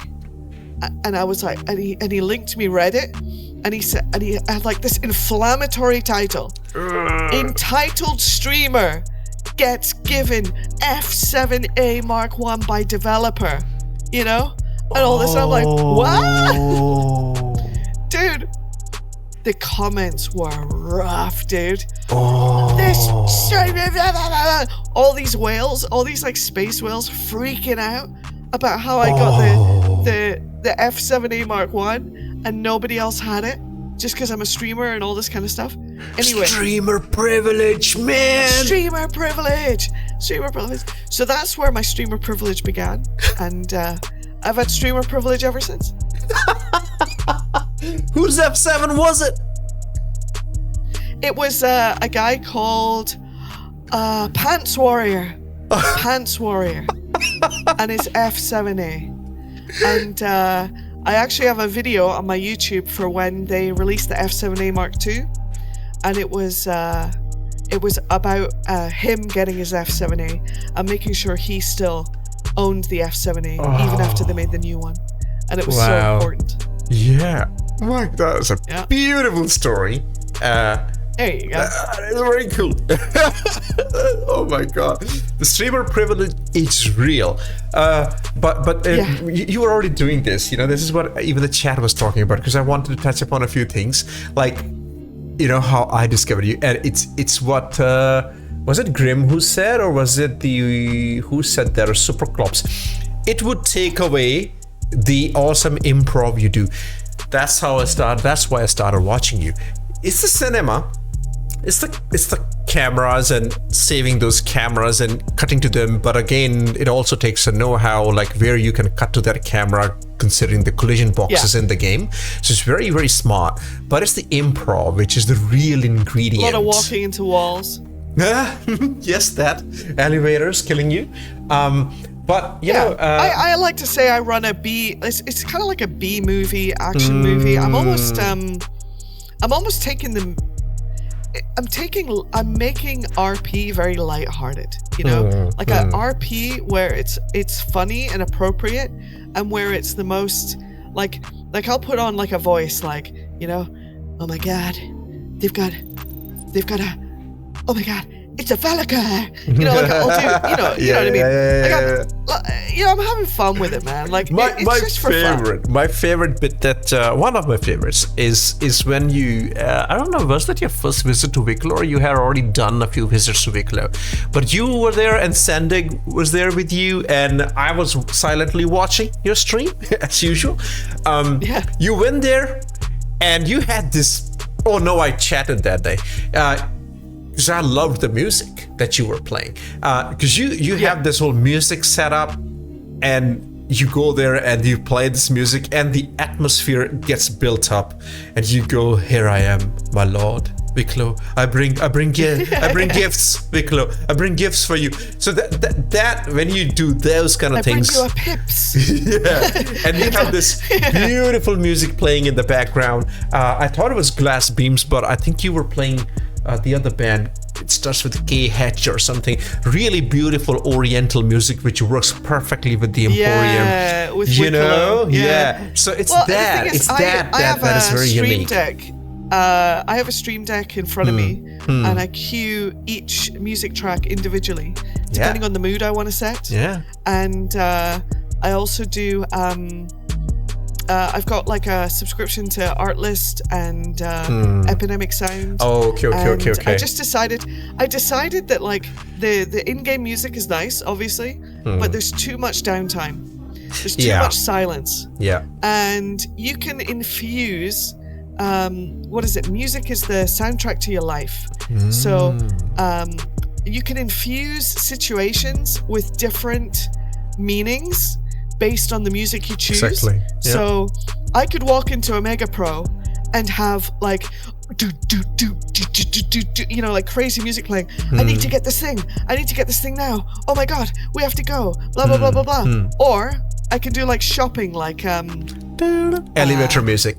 Like welcome to my Mega Pro.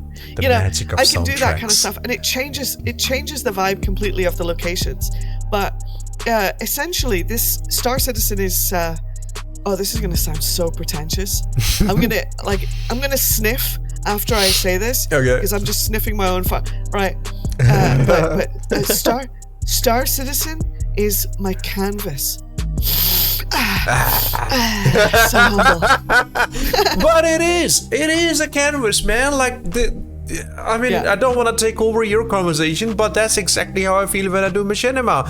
It's the thing that I can't do in real life that I can do in Star Citizen. It's crazy. I have done some GTA stuff, but that is too based in real life for me to just go crazy with.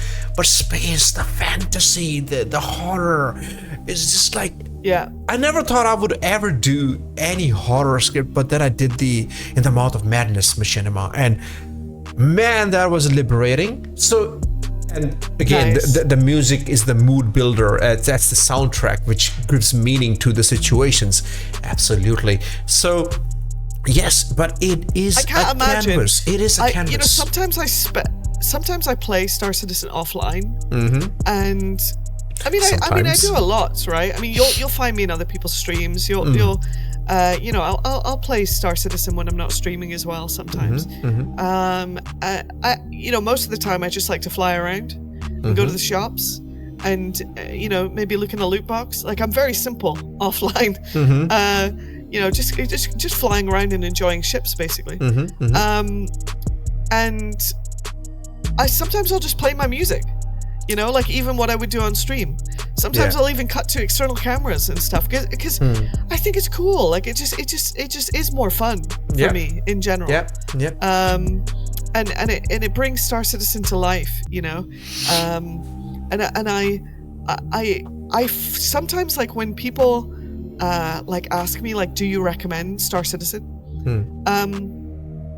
I think it's hard for me to like genuinely give a recommendation that isn't colored by the way I play, you know, and the enjoyment I get from the cinematic side of things and the music and everything. Like, I feel I've realized that I do add like a lot to the perceived gameplay, right? I always say, like, I sell paints and I sell ships, and I'm waiting for my commission on every single one of them that I've sold and shilled for CIG. But like sometimes I do have a habit of making the game look really good, you know, more so than maybe what you would see just looking out the cockpit window. And I feel like other people should learn the cameras. I've got a tutorial. There's a plug. I've got a tutorial on YouTube. People should learn the cameras and get good at doing some of the cinematic stuff, because it'll genuinely, like, I think, genuinely improve the experience of just flying around. You will want quantum travel to take less time if you can, like, look around your ship, and if you can, like, sit inside your ship and then cut to, like, an outside camera and see yourself sitting there, and, you know, like really enjoy it, you know, for what it is. Even the having to be able to move the camera with a gamepad, like in a smooth motion, even that enhances your quantum experience, to be honest. Hey George, she does sell ships. I won a giveaway in her chat a couple years back, and now I'm nearing 3,000 in ships. 3K in ships? Oh, fully. Where's the commission though? Like scammed. That's how it started. That's how it starts. Yeah. What a shill. Yes. It starts slow, and then it builds up on that. That happens. Star Citizen does have a tendency to go into that. That was a beautiful journey. There was a question. Was it Devil? Oh no, it was I Need P asking, I think. Have you ever thought of changing the shitty Logitech camera? I will let you answer that, but I also would like to add that from what my understanding is from talking to other machinima creators, actually bad webcams give you better control in Star Citizen 4, by the way. And I have tested that. I have, because I have a terrible camera which my wife gave to me because she was gonna throw it away. I was like, give it to me. I'll use it on my second PC to do my double character action. And then I have my expensive Logitech camera, and the terrible camera actually gives me more control. I'm not kidding. Well, you know what I think it is? Well, it's the features that you get, like, to customize the image of it and making sure the shutter is smooth and all that kind of stuff. But I think also it's about not pushing too much data into the video feed that Star Citizen and the VoIP thing has to process. Yeah. So don't send it 4K. Don't send it 1080p. 640, like 860, 640. 640, 420. I was like, when was it? That was a long time ago. I've seen that resolution, but Star Citizen has it. Your CPU and your processor and all that kind of stuff, and even the system itself, I'm sure gets overloaded. You know, so yeah, I'm sure there's some logic to that. I think I'm. What happened there? I thought I was like dying. Oh my god. Oh okay, wow. Okay. Check. Okay.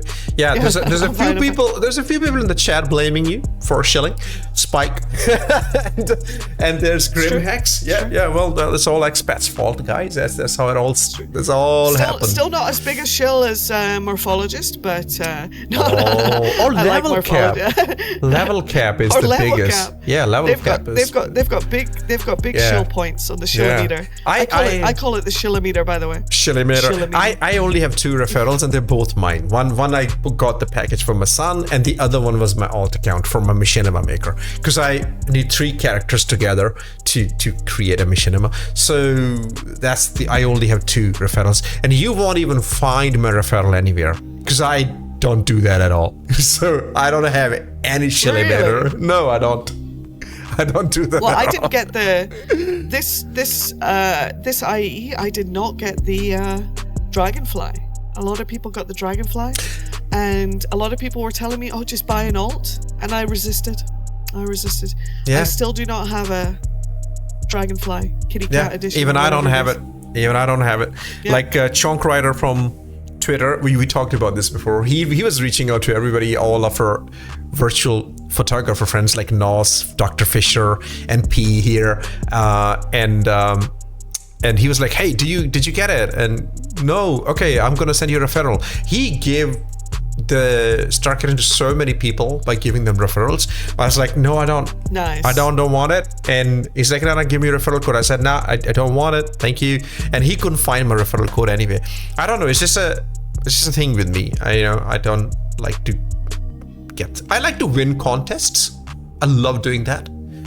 But yeah, that's just a personal thing. But there's nothing wrong with it, because it's one way of promoting the game, and also you can promote the game. You can, but the game has to hold on its own. So it does hold on to it, and people have spent more time and more money into it. Well, they're not forcing you to do it. We do it on our own accord, so it's all good. It's adult decisions, If £10.42.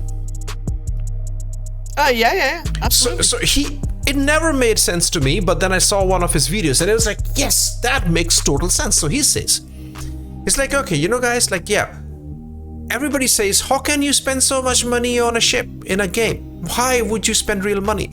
He said, people buy Lego Star Wars ships, those sets that you build following instructions, leave them to catch dust. Yeah. You're spending $900, $1,000. Here's a ship that you buy in which you can walk around, you can fly it, you can play with your friends in it. What is a better investment? Honestly. Yeah. It's definitely a better investment. Ultimately, I think when people talk about Star Citizen as an investment, it's not, but it's an investment in fun. That's all games are. It's an investment in fun. Exactly. If you feel like you will gain some level of enjoyment by owning a thing, then that's what you do. That's it. If that means something to you, if that tickles a piece of your soul, yes, then you buy it. Yeah. Right? And some people just like to own things. It is what it is. Do we technically own any of this? No. Can they change at any second? Yes. Yes. Like, is the game that we're buying this stuff for and flying this stuff in gonna be good in the end? Maybe not. Who knows? Right? But in the meantime, it's your decision whether you buy, and I don't have a problem with it. The one thing I do not like is, I feel like people would buy and people would pledge and all that kind of stuff without all the FOMO and without all the war bonding and without all the manipulative marketing strategies that they continuously come up with. And okay, fine, biggest financial year ever, guys. Oh my God, more people, blah, blah, blah. I don't care. I would rather have a healthy, happy community. I would go for that. That will be encouraged to buy things, as opposed to, I think somebody shooting me with a Wild Blast pistol. I think that's what's happening. It's funny. Yeah. I would rather have a healthy community that wanted to buy things or wanted to own things or wanted to be invested, with their finances into something because they got so much enjoyment from it, not that they felt like the pledge was forced. Like, we're getting these kind of monthly packs. Exactly, those are limited horrible. Limited edition monthly packs that you are Warbond only. Flight blades. And I always, what I think? I always think like, well, what if you've given like thousands of dollars to the project and you literally can't give any more? But thanks to your contribution like 5-10 years ago, they're where they are now. Exactly. Like they're only there now because of you. You pushed them up to this point that they can now try and sell you something else. Yeah. So I feel like there was a little bit of a nice thing this year where they allowed the best in show paints to be purchased with store credit. Kill the like CCUs. All the ones from the previous years. Yeah. But I'd like to see more of that. I'd like to see more of them, like just 1 month, even if it's a bad month. I think we can afford a bad month in finance if the game is more fun, the social tools are there, the economy is a bit decent, like the game is relatively fun to play, and then they go, okay, well, what if we took the war bonds away just for a month? Yeah. Would people spend money just for the sake of, I want that thing and I like the project? That's how it all started anyway. That's how it all started. And now they just built this huge elephant and they just need to keep feeding the elephant, and that's where it goes. That's just. I hear you. Honestly, I think we should cut to Luke Skywalker milking the whales and drinking their blue milk, because that is essentially what happens like on a monthly basis in Star Citizen. It's a shame. It's a shame. Oh, Frozen. Welcome, Frozen. And Hey, Frozen. Few more people, few of our friends here. Frozen, please give out shout outs. Please go ahead. I don't think we have given a shout out to ExPat. Nice. Yeah. Please. Oh, no, don't worry about me. Worry about Anzia Racing. Anzia Racing. Yeah. We do have the command. It works. Yeah. It needs to be changed. We are now. There you go. We are on holidays for the Anzia Racing. Yep. The Echo has been really pushing. What's the next big event, guys, at Anzia Racing? What's the next big one to look forward to? There's a lot happening. It's gonna be a proper Grand Prix this year, from what Echo was telling me about. Big the year. Clark's Cup Endurance? Yeah. I remember that one. Yeah. Oh my god. That's what's cool. happening. I like that one. There's the Alien Grand Prix, which is, I'm very excited about that. Just the alien ships racing. Oh yeah, there you go. Echo has already said that. I wasn't sure, should I say that or not? I don't know if Fisher is here, but okay, I just want to show this. You know Dr. Fisher, the man, the mustache. Oh yes, of course. Yeah, so I asked him. Dr. Fisher, I still need to try that little secret. Oh, he's so good. You share with me. Yeah, all the clever clothes he gets, right? Yeah.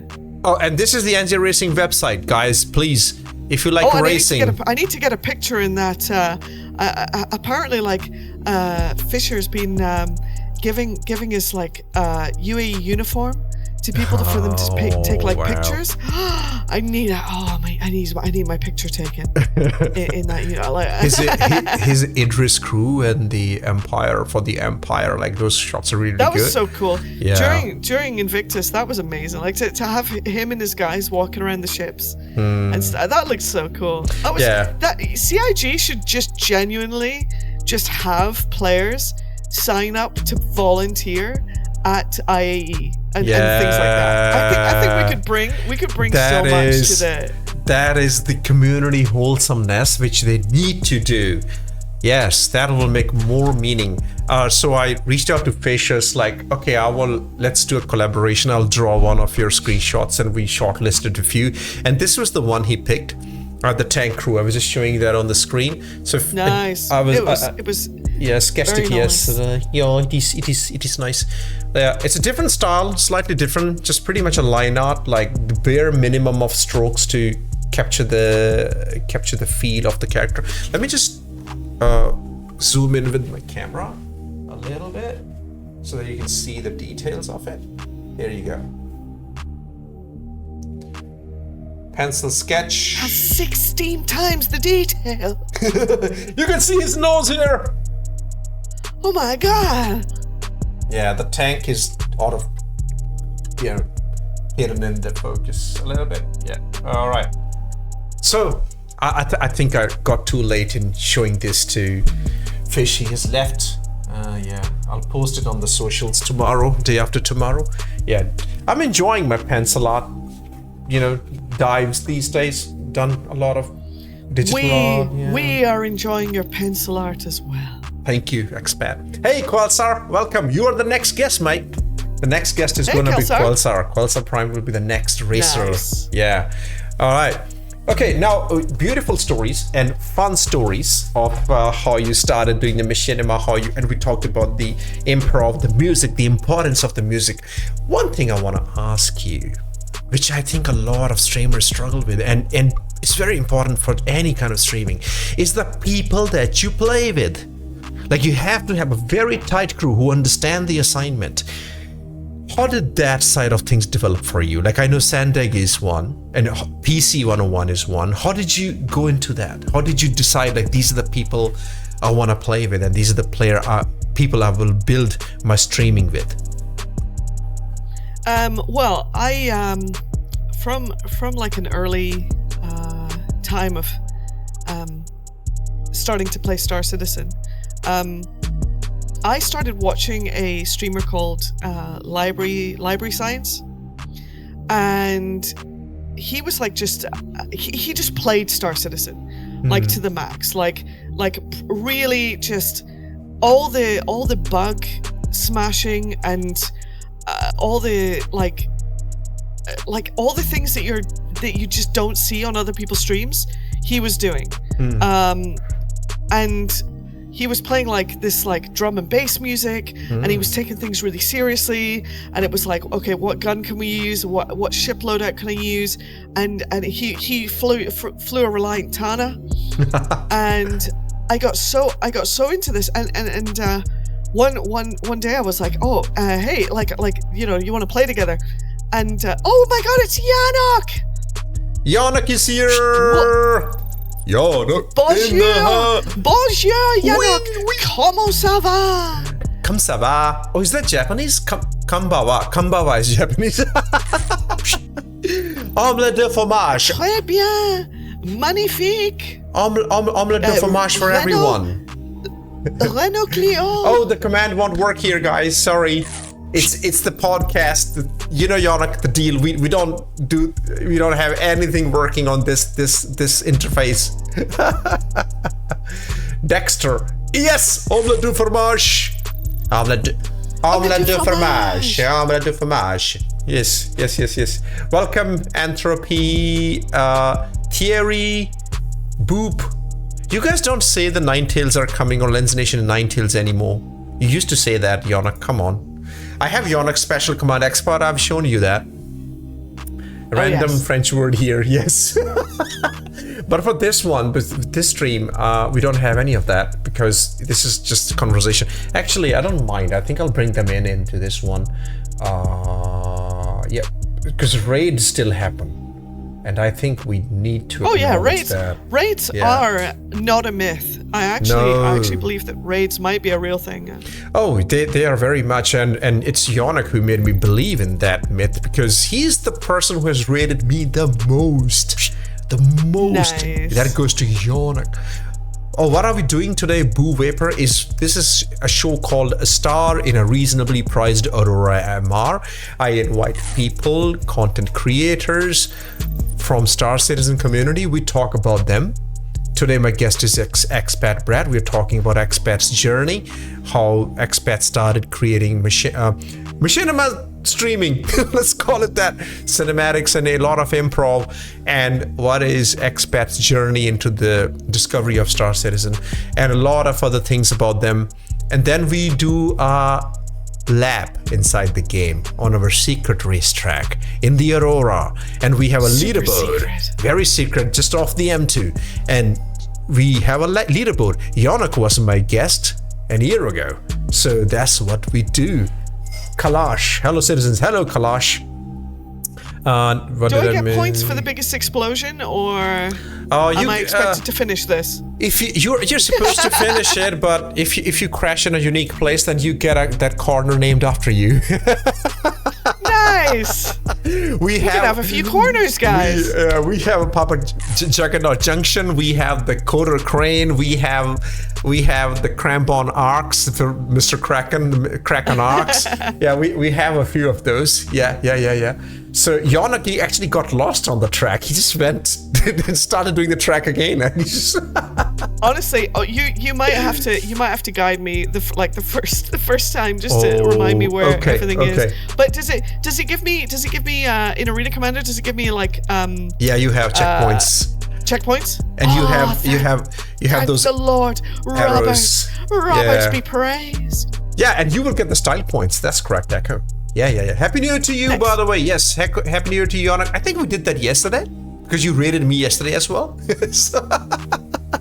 Yeah, it is from one old man to the other old man. That's how the traffic flows. Get your popcorn buckets ready when we go in there. The only racetrack with 20 ExPat corners. Yeah. There's this one part of the track, ExPat, where it actually is confusing, where Yannick got confused. So I will tell you about that corner, that you need to go right and not repeat the corner one more time. It is very confusing. It is very confusing. Yeah. It's like yes, it is. What do you think? It says top hanger on top. It's not by. What did you guys not get the concept? Like that's what I've been saying. I do machinima. It's called top hanger. It's right there, Mom. Top hanger. Like Top Gear. Yeah. So Same. I've done But three just for the episodes, I lawyers, think. Top Hanger is not officially sponsored or affiliated by the actual Top Gear. Nope. This has nothing to do with BBC. He is not from the BBC. Nope. We are not from the BBC. No. Okay, guys, just in case. Okay. So Gramping Queen Mama, I'll tell you what so it's the story is like me and my son started doing this machinima together, top hanger. So it was like episode 1, episode 2. We have only done 3 episodes, and because it's very, very hard to do it. And just like ExPat said, and I realized that because I'm also a video producer and commercial photographer in real life. So it's the same thing I'm trying to do, and it gets too much at times. So I do it very slowly. So, but then the idea came that I should do the same thing with the star in a reasonably priced car. So we started this year, star in a reasonably priced Aurora MR. That's the whole thing that I do. If you ever have time, do go to my YouTube and watch this machinima. That's the plug right there, you know. And I'm pretty sure you will enjoy it because, yeah, we really put our heart into it. I will post. Oh, I'm not watching my own stream, so I'll just watch it on my other channel. And here is the link. No, I don't have that boo vapor. Here it is. Yeah. Very original idea, yes. Extremely original. Very original. Yes. There's a lot of other machinima there. And we've done a few of these, and I of course do the art, Star Citizen art, which I really, really enjoy. So yeah, my favorite so far, the machinima that I like is actually the horror ones, in the Mouth of Madness, and the Nine Tails. Yes, Yannick. The hot one? What? The horror. What kind of machine? Horror. Oh, I was saying, brown. Yeah. The hot. The Is hot. that an Aurora?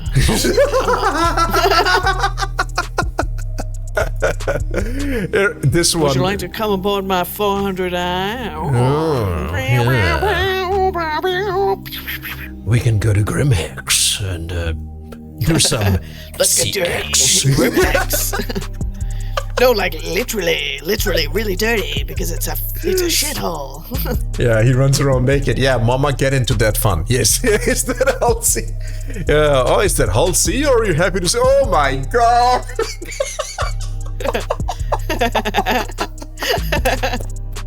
That's the best. Oh my god, are you extending your spindles? What are we doing right now? We should definitely do a podcast about that. Yes. That's is required. Like the hot, spicy Star Citizen. the Spank Citizen. Oh my. Okay. Yeah, I mean, you just go to Red Alert in the bedroom. Oh, yeah, Red Alert.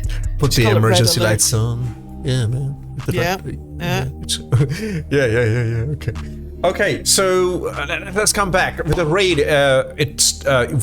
Oh, thank you so much for the Kelsar Prime. Qualsar. Thank you.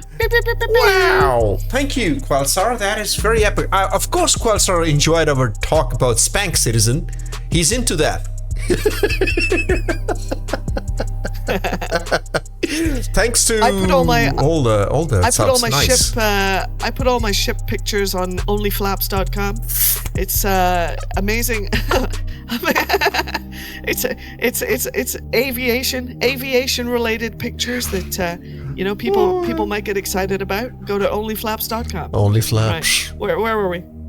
OnlyFlaps. Now that is too good of a thought. Okay, so you were talking while Yannick rated us about the Sandig experience, like doing the beatbox, doing all those crazy things, very, very immersive. Oh yes. So wait.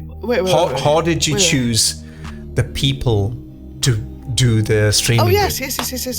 So I was I got kind of friendly with this org called the Book Club, And they would just kind of, I would be streaming and they would just kind of be in the background watching the stream. And I realized slowly that they were kind of enhancing my Star Citizen experience. And sometimes I didn't even know.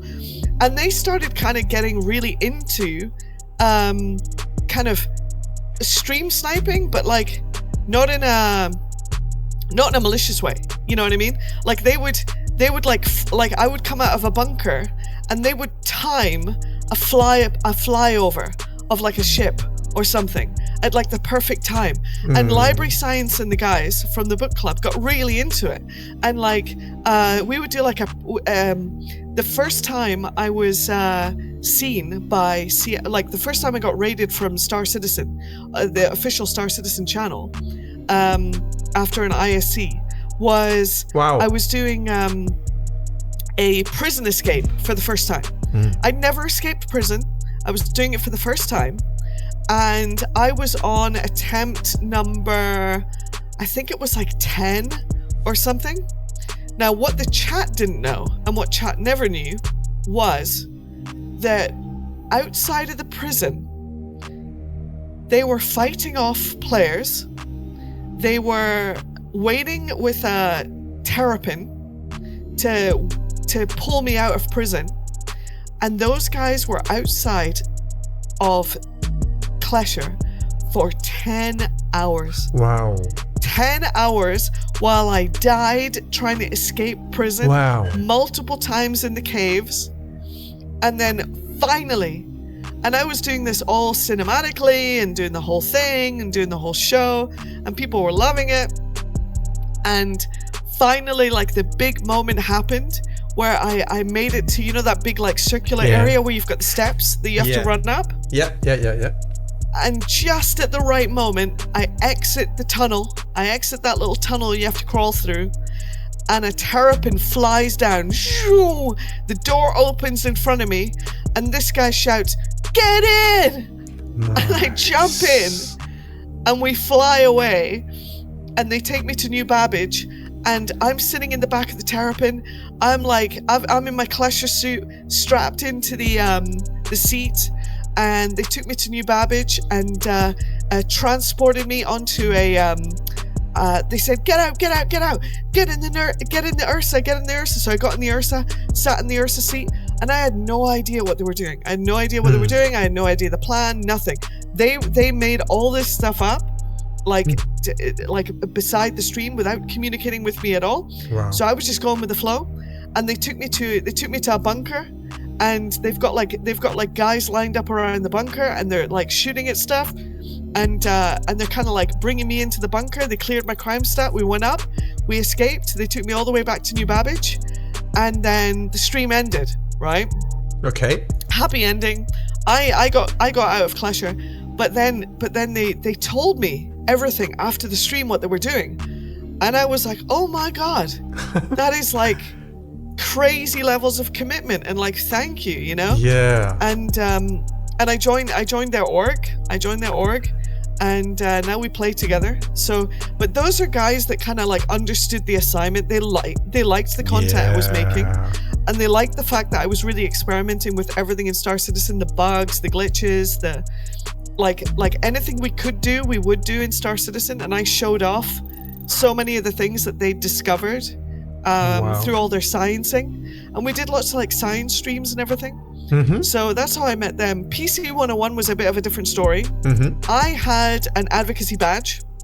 Okay. And Piss Poor Pete was on the server. Mm-hmm. And I was watching Piss Poor Pete stream, and Piss Poor Pete would play with PC 101. Mm-hmm. And I went to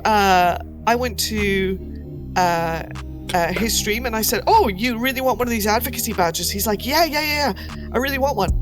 So I met them at a location. I made it all like shady, and I told them to meet me in a certain place, and I did the whole like, you know, giving them like a bit of the cinematic experience, you know, and a bit of role play and stuff like that. And the PC 101 was there, and Pete was there, and anyway, I gave Pete the badge, right?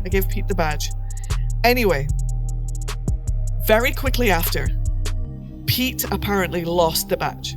Oh. He blew up, hit a space station. The badge was gone, and the next day, his whole stream was about getting the badge for me before I find out that he lost it. Okay? So every time I would go into the stream, I'd be like, how's the badge? Have you got it with you? You know, all this kind of stuff. And he'd be like, oh, yeah. No, it's in my inventory. So, you know, all this kind of stuff. I said, why are you on Hurston going into bunkers? Oh, no reason. We're doing like bunker missions because the badge used to be in the Hurston. So anyway, it turns out, now Pete didn't know this and PC didn't know this, but we were tracking them the whole time, right? We were tracking them the whole time, and we were watching everything they did and where they went, and we were even going into bunkers ahead of time, and we were even placing badges where there wasn't one, right? So anyway, we went into a bunker. We skipped past all the guards, made sure we didn't kill anybody, placed a badge where the badge was supposed to be at a bunker we knew he was going to go to, right? Because he was on like 6.5 hours of doing this, right? Oh, wow. Anyway, we're watching his stream. He goes into the bunker with PC, and Piss Poor Pete goes to the place where we placed the badge, and there's no badge. Oh. And we went, what? Right? We literally placed a badge there. Anyway, we're watching, and Pete's going to PC. Did you find anything? PC's like, no. Are you sure you didn't find anything in that bunker? And PC's like, no, I didn't find anything. Right? Yeah. So, PC 101 was in a different ship. Okay. So at the next bunker, we went to meet them. Pete went in the bunker. One of my guys sneaked up behind PC, knocked him out, right? We looked in his inventory. He had the badge, right? And then we revived him and ran off, right? So we knew what was happening. PC 101 for Pete's content was stealing the badge, right? Because he's Judas, right? He's the Judas character on Brutus, right? So we wanted to confirm, right? Because we were convinced. We put the badge. Like, I don't understand. Like, even we're believing it. We're like, there's no way he doesn't have the badge. It's Star Citizen bug. Right. We had no idea. So anyway, it got to the point where, you know, the stream is getting really long. Yeah. I'm on my stream, he's on his stream, and eventually I'm like, Pete, I really need that badge, bro. You took my badge. I need my badge. I've got a meeting in the morning. I need to go sleep. I need the badge. And Pete's like, I don't know. Oh my god! And he started panicking on the stream. So it was great content, right? We went to Tressler. I was at the hot dog stand. I dressed up like the hot dog lady. Okay. So, and I stood there behind the hot dog. Pete came in, bought a hot dog, actually didn't know I was there. It was so funny. I'm just watching him, right? So I'm like undercover, okay?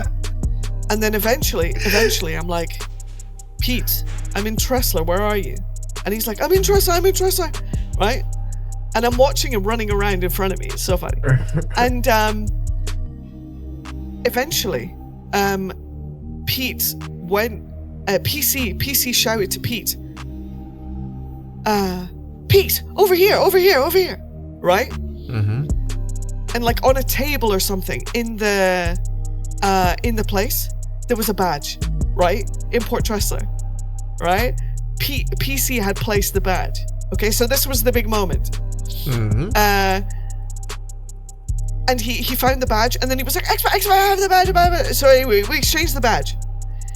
And this is when I knew. I was like, PC 101 is a very smart, very clever individual.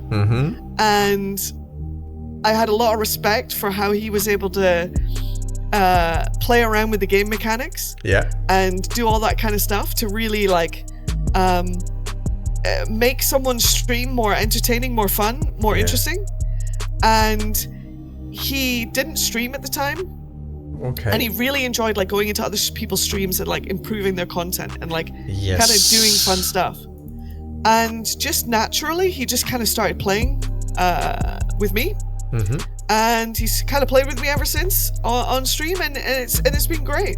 It's been great. We get up to shenanigans. He brings he shows us like fashion stuff we didn't see before. Yeah, he's just like an overall like really generous guy who just like really likes content and really likes watching people stream and thinks, how can I elevate this and have fun at the same time? You know? Yeah. So that's the kind of people that you want to surround yourself with. Absolutely. If you're doing content, right? Hard to find them. Yes, because streaming is a different kind of a beast altogether. Like you do game, but you also want to entertain your viewers. So yes, and when you find them people, it just immediately gets better. Even it's difficult. Like it's little things. It's little things like if I'm playing with people and like I don't know them, or like I'm playing with people for the first time in chat. This is why I usually like game alone. But I'm trying to stream more with other people, right? I'm trying to build a group. I'm trying to do stuff like that. But it's little things like you go into a bunker. There's a loot box. And I want to show what's in the loot box on stream, right? Go into this loot box, there's nothing interesting. Go into this loot box, there's nothing interesting. Go into this loot box, there's nothing interesting. Go into the loot box, there's nothing interesting. And then we go back to the elevator, and I look at the person that I'm playing with, and they're covered in new stuff. And I go, did you find that in the bunker? And they're like, yeah, it was in the loot box. I'm like, oh, nice. I see what is happening. Yeah. That would have been kind of cool for me to see it in the box. Yeah. Before little things like that. And like people knowing how to fly is also quite important. And people knowing when like even if we're in voice comms, people understanding that I have to talk to people, right? I have to talk to chat. I have to respond to chat. And, sometimes that just has to happen. And you've got to, and also, especially with me, I do a lot of slow walking around the universe. So you have to also be into like taking your time, right? I'm not playing Star Citizen at 1,000 miles an hour. Exactly. And if you go off flying off to the next bunker, you complete the mission, and I haven't even reached the bunker yet. I mean, we're probably not going to be able to play. No, right? No. It just is what it is. Yeah. But that's just the difference that we have. Yep. Exactly. And this kind of distinction, this understanding of like even just the group comms, Echobit knows, like, because we do a lot of org missions, but when you have a full voice comm, it just doesn't. It's very hard to stream and do a group mission because I want to talk to the chat all the time. I don't want to miss a single message, and it just doesn't gel together. That's why the podcast format, perfect. Yes, just do the podcast and just talk about things. That's the beautiful way of doing it. That's and it's great that you have that group. It's also really difficult to have. Like, I do a lot of improv. You were talking about the improv. Yeah. I do a lot of improv with bugs, improv with NPCs, improv with the environment, or come up with like ideas. I feel like a lot of the time when I'm playing with other people, I'm really more gaming, right? And I'm focusing more on gaming, and I'm not, like, my brain goes a little bit away from, which I like. I like multi-crew stuff, and I do enjoy it, and I do add a little flair to it or whatever, where I can. But it feels a lot more like we're gaming together, and that's cool, and that's a different thing. But sometimes when I'm walking around, I can literally just like slow walk around. I can make up a bunch of story stuff. I can cue the music in a funny way and do a different thing. I can really improvise. Yeah. and have be a bit the creative. master When control. I'm with other people, when I'm with other people, I feel like I owe them more.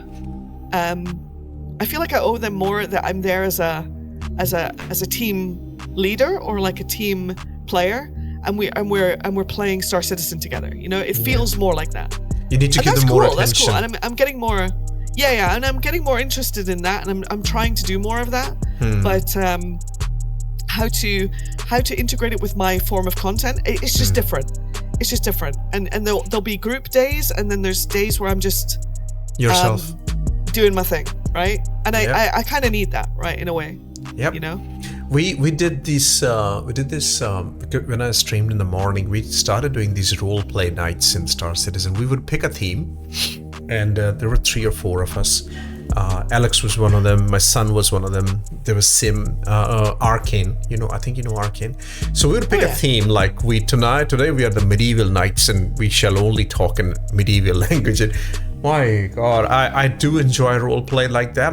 But I go 500% immersion. I would even communicate with the chat like that. And the Star Citizen D&D that we did. Yes, Echo. Exactly. We did Star Citizen D&D. Sim invested quite heavily into Forge, and we had the whole D&D around Star Citizen. Everything worked. Nice. And that was proper. Echo was a guest on that. That was a huge time investment. And Crunchy was going to make a D&D with a bunch of creators, and he never ended up doing it. It just never worked out. Yeah. For timing reasons and stuff. I drew your character for Crunchy. Yeah. I hope we pick that up again. I kind of want to run that. I was so invested. Let me see if I can find that, because the problem I think they ran into, because hey, you can actually imagine 6 different people from 6 different time zones. I mean, seriously, that's very, very hard to pull, right? It's not easy at all. Oh, I see it here. You were a paladin, pretty much like the I did that, and your artwork that I did had a lot of Easter eggs in it. I don't think you ever knew or you ever saw it. No. And let me see. One of the Easter eggs, at least one of the Easter eggs, 2 of the Easter eggs are actually here in the chat today. Yeah, let me send it to my gaming PC, and I will share it with you. Because I enjoyed doing that, but nothing really happened out of that because the time zones. It was a very novel idea, but I think you guys were gonna do a regular D&D mission. Regular D&D setup. We had a proper Star Citizen setup. We had 9 tails. We had. My character was a 9 tail. ExPat. Even the classes in that D&D were based in Star Citizen. Everything was. That's cool. Yeah, I mean, that was Simmertus was genius into creating that. But the only problem we had, because Forge VTT that we use, it would do very, very very quick. There will be an immediate there will be an update to the system, once a fortnight, once a month, and whenever it did that, it will break everything that a sim would have created, and then he will have to redo the whole thing. It was very, very hard that way to do that.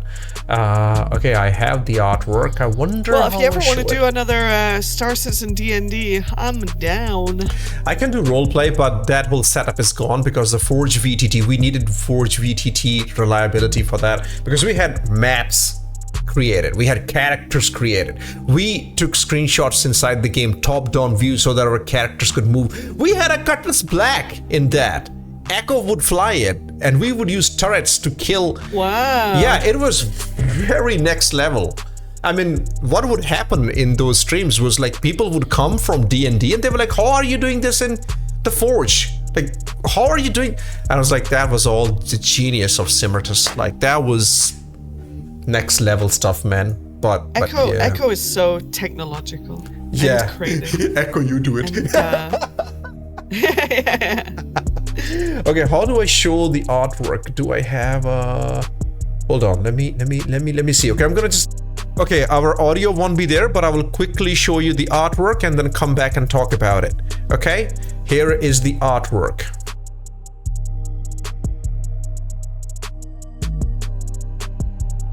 Okay, and you guys saw it.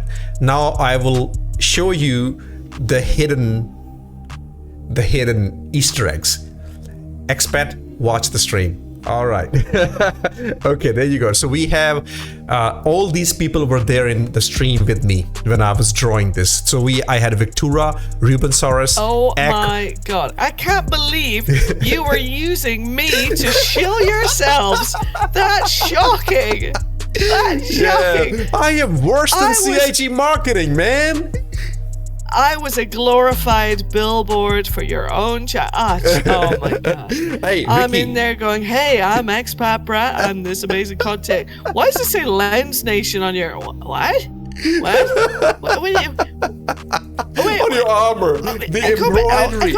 What's going on? What is it? What is this? God damn it. Ah. Change my armor.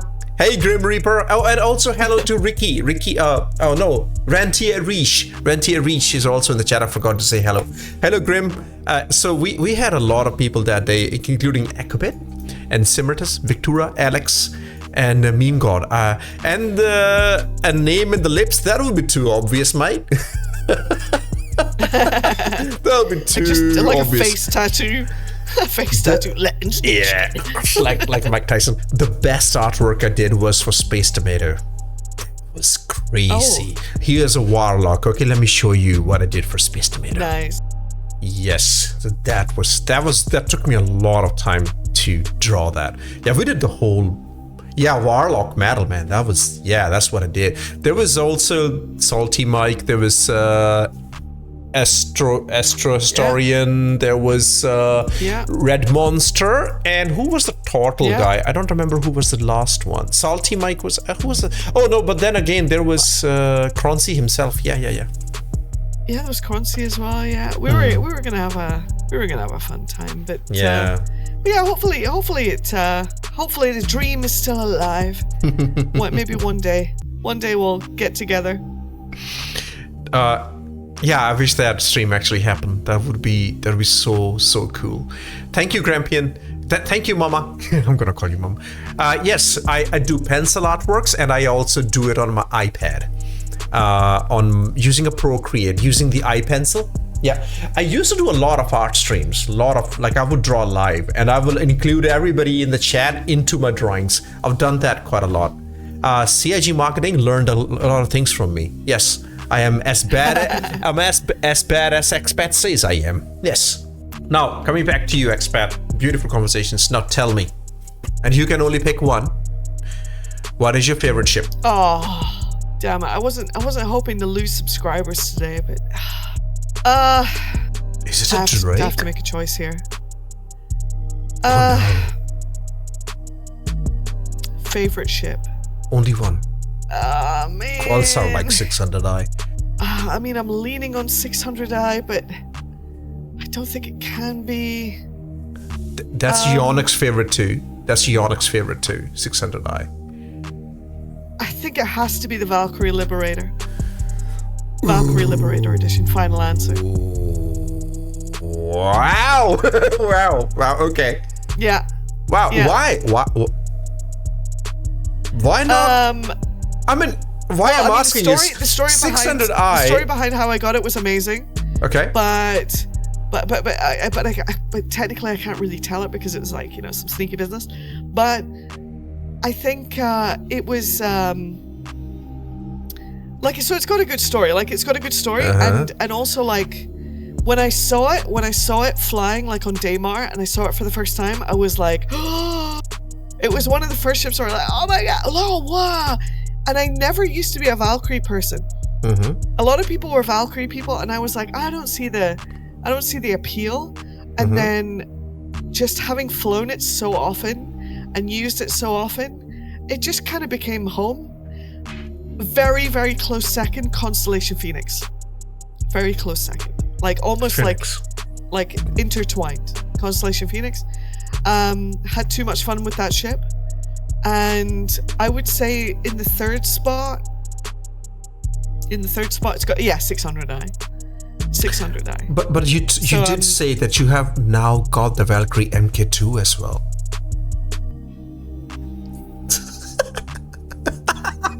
No. we can't go there.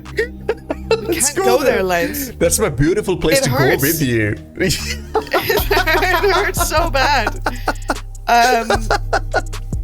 The Asgard doesn't exist. Yeah. Look, when I've been flying the Valkyrie for a long time on stream, and I want to imagine that I had nothing to do with any of the changes that were made to create the Valkyrie Mark II, aka the Asgard. But literally every suggestion I had for how to bring the Valkyrie into some form of relevance, they did. Yeah. Everything. Yep. It can hold a Spartan, which is a troop carrying vehicle. I was like, wouldn't the Valkyrie be a bit better if it could hold a Spartan? And then you have the troop. Like, you land the troops, they get on the vehicle, and they go. Well, right? It is classified as a dropship. It's got the extra firepower. Yeah, it's got the extra firepower for the pilot. Which I was like, realistically, you're not going to have that many people on the Valkyrie. I even suggested reducing the number of people that the Valkyrie could hold. Because like realistically, 50 people on a Valkyrie, it doesn't make a lot of sense if you're just gonna like go into the drop zone and get killed immediately. If you see a Valkyrie show up, you're just gonna aim at that and you won the battle, right? You killed 50 players. Okay, great, well done.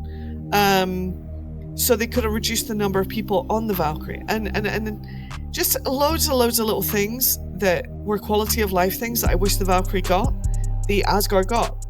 And so when they started doing all this versioning, you know, the Hornet Mark II, the Terrapin Medic, and the variants and everything, I was worried, but I wasn't really worried for the Valkyrie, because I thought, this is an obvious one that you just update.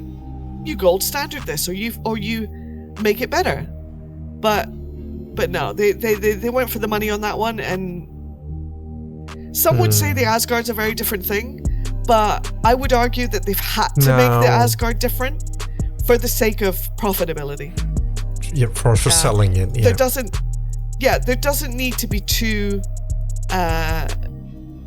Valkyrie-based dropships. No. There could just be one that carries a vehicle and troops, and it's more realistic that way. But it works as a team, guys. No, it doesn't. It only does that because it has to now.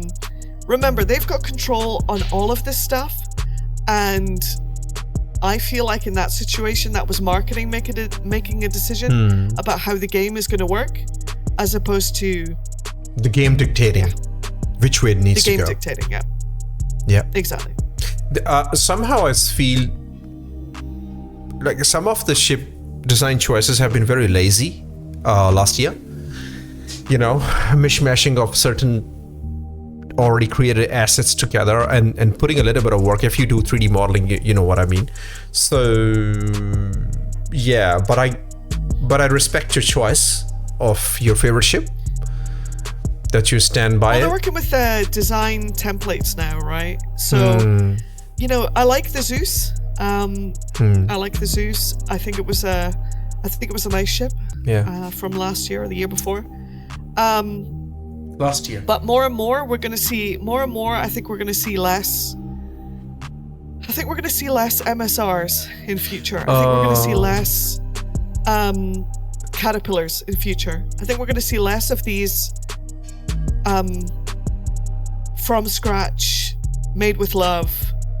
But they I do appreciate them being courageous and making some drastic choices in ships, like design choices. For example, Clipper. You know, you know, it's not a good look. It wasn't meant to be a good looking ship. Yeah, that was like, yes, it was a light in the darkness. Yeah. Give us that. Like, they're not afraid of making these, like, because initially everybody thought this ugly looking Intrepid. Again, case in point. I'm happy for them to do that. Be brave with your design choices. You know, instead of min-maxing every ship and having a role for every single ship, yeah, the two different ships from two different manufacturers can be same on paper, but they look different. Let me choose by the looks. let me go with my brand affinity. I'm very happy to do that. Yes, Meteor I'm okay was very with, interesting. Certain ships sharing the same functionality. I think it's almost good for the game to have ships that share the same functionality, but they're just like different designs, different designer, different. Like you choose based on looks. I think you can balance the game a bit more easily in that way, to be honest. That will be, because how many ships do we have? Different rules for each one of them, min-maxing each one of them. No, it's just anyway. That's CIG's thing and the marketing to figure out. That's because eventually the marketing will have the last say, at least until Squadron comes out. But beautiful choice. I was encouraged. I was a little bit more encouraged by the Perseus than the Polaris. I think the Polaris was too many cooks and showed signs of a fractured design team. It didn't quite unify together. It didn't have the polish like when Polaris. It still doesn't have that kind of polish on the interior. It is certain areas you go in and you're like, oh wow, who designed this? And then other areas you go into and go, it's kind of not very homey, is it? It's kind of cold. It's kind of, I don't understand like why. The medical bay in the Polaris is tragic. It's like a morgue. I don't understand why there are plants in front of the RSI logo in Polaris, which is the same for Perseus. Like, why do you have these plants in front of the RSI logo inside a spaceship? I don't know. It's just a very personal thing. I just absolutely hate it. Anyway. I mean, look, at the end of the day, I'm one person that needs more carpets and spaceships. I like the TNG aesthetic, and I'm looking forward to more ships that maybe have that. Maybe the 600i rework is going to get us there. I'm kind of over the drab, gray, utilitarian interiors, and I'm looking forward to the next phase of ships that are just, ships that are designed to make you feel something, right? Into like it's not just like the Apollo was a tragedy, because the Apollo, we need to put beds in the Apollo. Okay, screw it. Let's just put them behind the pilot seat because there's space for beds there. But it doesn't feel nice. It doesn't feel like that would be a nice thing that they would make. It doesn't feel like something that's real. It feels gamified. I like ships that feel like the gameplay happens, but it doesn't forget the fact that you're meant to be immersed. Like, look at the Carrack medical bay. Are we ever going to see a medical bay like the Carrack again? Where there's so much in there that is just designed and only there to make you feel like it's real. Doesn't do anything, doesn't have a role. It just makes your brain forget you're playing a video game. And I'd like more of that to return to the ships of Star Citizen. And maybe we're going to be able to do that with customization and interior design. So I'm looking forward to those systems coming into the game. Even Phoenix takes the cake in that category for being custom, very custom. Phoenix is absolute. Even RSI Lynx, the ground vehicle, even that ship has that vehicle has more character. But then with your Apollo, or it is the bloody modularity. So this is a ship that has to function in a video game, and that makes a lot of sense. And I don't discourage them from doing that, because they have to do that to a certain extent. But you can't just do that and nothing else. I feel like they have to find a good balance between this will work in the video game as you're coding it, programming it, and for the gameplay you want to happen inside the ships. But at the same time, they still need the character. They still need to feel like it's a ship in Star Citizen and not a ship in any other game that doesn't give a shit, right? Yeah. Apollo was and unfortunately that does take time. That does take time. Whatever Apollo can do, Terrapin can, the medical Terrapin can do better, to be honest. What are you? Yeah. What are you even gaining with the Apollo? Like, yeah, more medbeds, but Yeah, you can't even take a vehicle on the Apollo. I mean, like, I thought like yeah, RSI that's as the a biggest brand tragedy. Yeah, has a Nursa. yeah, Like they own an ambulance. yeah. Like RSI makes an ambulance. Wouldn't they be? Wouldn't they make a ship that could hold like a medical ship that can't hold the ambulance? Dude, it seems kind of weird. Apollo's rear enders can immediately tell you they literally block that side of the ship just so that you can't take a ground vehicle in. Like, it is so forced. It is very, Same like the very Zeus forced. CL. Yeah. Cargo Zeus or has the to C1, suffer or the its C1. loading. Or the C1 Yeah. with those weird doors in the back, like just so that you can't take a.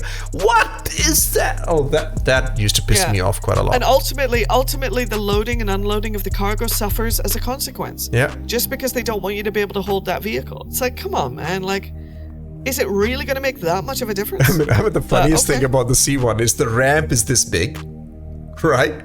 The ship is this big, and then you have these two plastic doors in the middle. Like, what is that? You made this ramp, you made the ship this big, and then you decided to just stick these two plastic pillars in there so that you could take a vehicle in. Like, what is that? Yeah. C1 was horrible. Like, to be honest, when C1 came out, that's where the marketing team starts intervening. It changed. Last 2 years, you can see the progress of marketing, butting their feet into things and just changing things for the marketing purposes. It's market segmentation. And you can somewhat justify it, like how companies in real life like nerf a product to encourage people to go to the one above. Like, it happens like in real life as well. Like, I'm not going to say it's not going to happen, but I think in situations where in Star Citizen you can see it very obviously, and it breaks your immersion. For me, stuff like that breaks my immersion, because I'll look at something and go, oh, you gamified that. That is very obviously gamified. And now I know I'm playing a video game, and now I know I'm sitting at my desk, and now I know I've got a keyboard, and shit. Okay. CS Super. Yeah. No, yeah, it is tragic, but this is a non-ending discussion, really. But the thing is, like, most of us do understand what's going on, and it's just sad to see that. Hopefully, Squadron releasing this year, 2026, will change some of that. Really, really hoping for that. I think that's exactly what we are all hanging on right now. Like, okay. We will live with this. We will let you do this. Fine, release Squadron 42 and sort out your act, but we don't know if the certainty is there that this will get sorted or not. I was very encouraged this year that when you go into the ASD facilities and stuff like that, that it is nice to see that the team is still very much capable of making locations and parts of the game that do have the ability to, if you stand in a location and look at it, you are immersed and have like an atmosphere. Like Pyro, it's a bunch of copy paste. No, a lot of it. Pyro's a bunch of copy paste. Doesn't make any sense to me. Outdoor markets for cold planets and warm planets. There's all the buildings in Pyro look exactly the same, which doesn't make a lot of sense to me. Like, but okay, fine. If they were modular and they were like dropped in from a spaceship, it might make more sense. But they're like literally made of like prefab units. I don't know. You want to hear the prefab. The biggest immersion that breaks is basically when you are a microtech new Babbage, your whole body gets this white coating of snow, but your ship. Oh man, they need to get rid of that. Yeah, it's like it drives me so crazy. Like, I'm looking at the screen and I think, oh my god, like everything is coated, but your gun isn't, the ship isn't, no problem. None of the buildings are, and it's only me covered in ectoplasm. I call it ectoplasm. If you've watched South Park, you'll know what I'm talking about. No, it's a lot of those things, but you see those don't bother me much. Like, it's the bigger stuff, really, like, which they need to sort. Yeah. It's all right. And Grimm's question. Oh no, was it Grimm's question? So what do they have to do to come out of alpha? There's a lot they need to do. A lot. Every gameplay loop is broken. It's not finished yet. We also need dynamic server meshing. We still need the Maelstrom. We need the economy fix. We need the mining fixed, salvage fixed, cargo hauling fixed, economy fixed. We still need to figure out the flight model. We also need to figure out a lot of the UI, and also Squadron 42. Put that into the list as well. But we love the game, guys. It's very simple. I love the game. And I don't want to play it. Yeah, we talk about.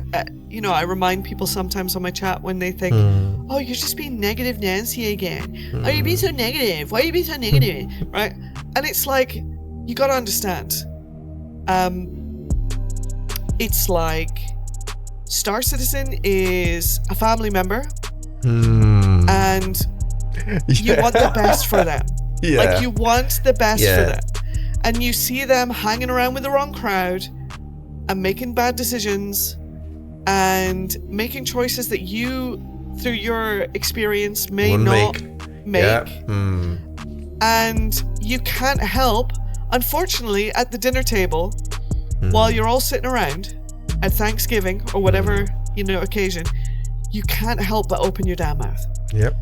And some people at the dinner table get upset, and other people at the dinner table know you're right, but pretend to be cool with it and verbally defend it because they want to appear that they are super supportive of anything they do and everything they do, even though in the back of their mind they're like, she's kind of right. Yeah. And I just think of Star Citizen and the conversations we have about it, like that. We love this thing. We have love for it, and we all have a version of that person, or a version of like once upon a time, that person stood up on stage and gave a speech about themselves. And each of us interpreted that speech in a certain way, right? And we thought they were going to go this direction in their life, right? And we're watching them do stuff that we think, I mean, back then you said, you know what I mean?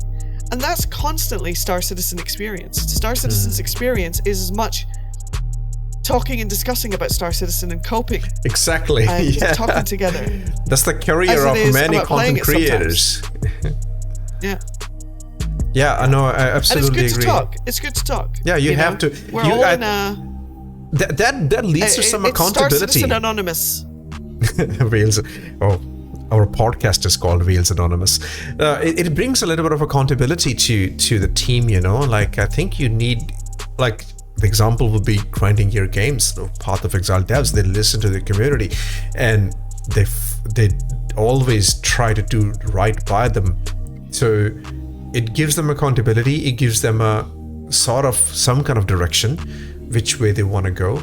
And this is what I say, is that I with all my heart, I want Star Citizen to succeed. I want Squadron 42 to release, because I know I will enjoy it. I have already enjoyed it so much, I'm going to enjoy it more. And if it doesn't, and it just actually ends up being a lot of wasted effort, it will be the destruction of millions of dreams, guys, not just my dreams. It'll be the destruction of millions of dreams. It'll be very, very, very sad event in gaming. Even all the people who bitch about Star Citizen, even they are gonna get hurt if this actually doesn't succeed. So with all my heart, with all our feelings and positive vibes, we want this to succeed. We love it. This whole thing I'm doing because I love Star Citizen. So okay, let's move on from this discussion. You got the CIG echo bit is always the positive one. Okay, so from this one, I'm gonna ask you, and I ask this to everybody who comes in here. You love ships, of course. You love ships. You love games. What car do you actually drive in real life? I don't drive. Oh, I don't drive. I don't have a license. You don't have a license? Wow. No, I much prefer to get around in the back of a Lexus. I use. I'm not even kidding. I use chauffeur-driven transport. Okay. And I am proud of it, and I'm fine with it. Yeah. I don't leave the house enough to justify investing in a vehicle.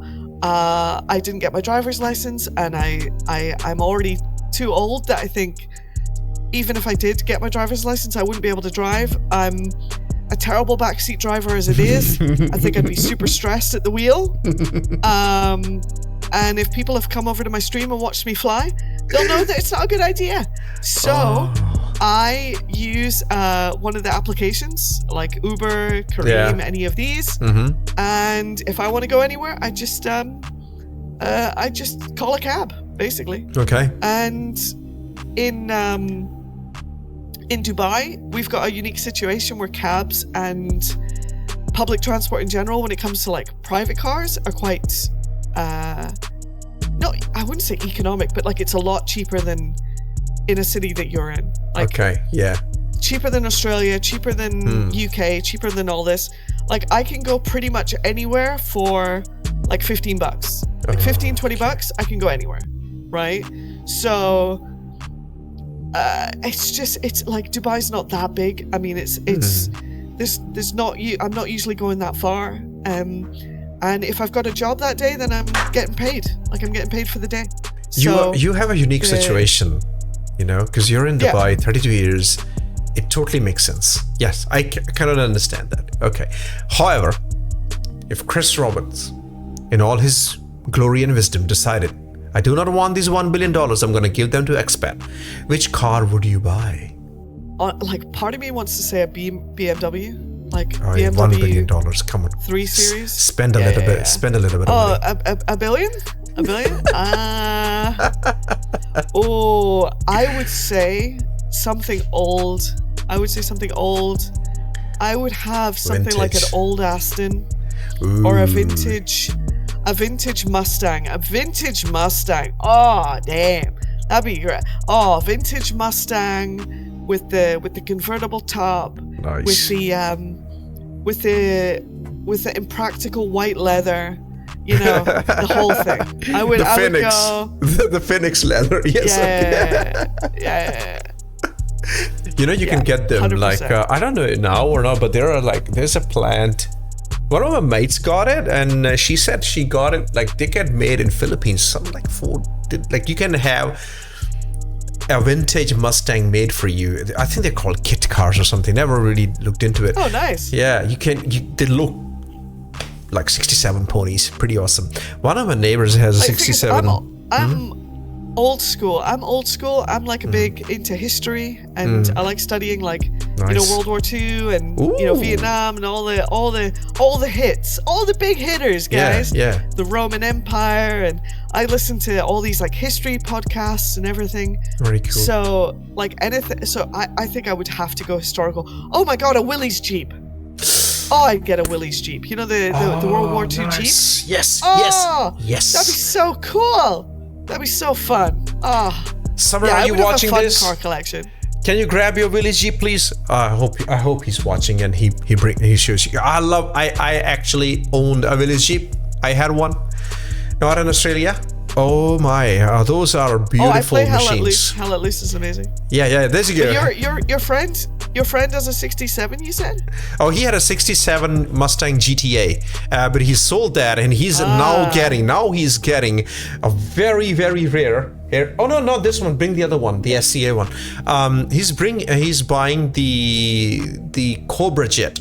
It's a very rare Mustang. Very few were. I think 400 were made.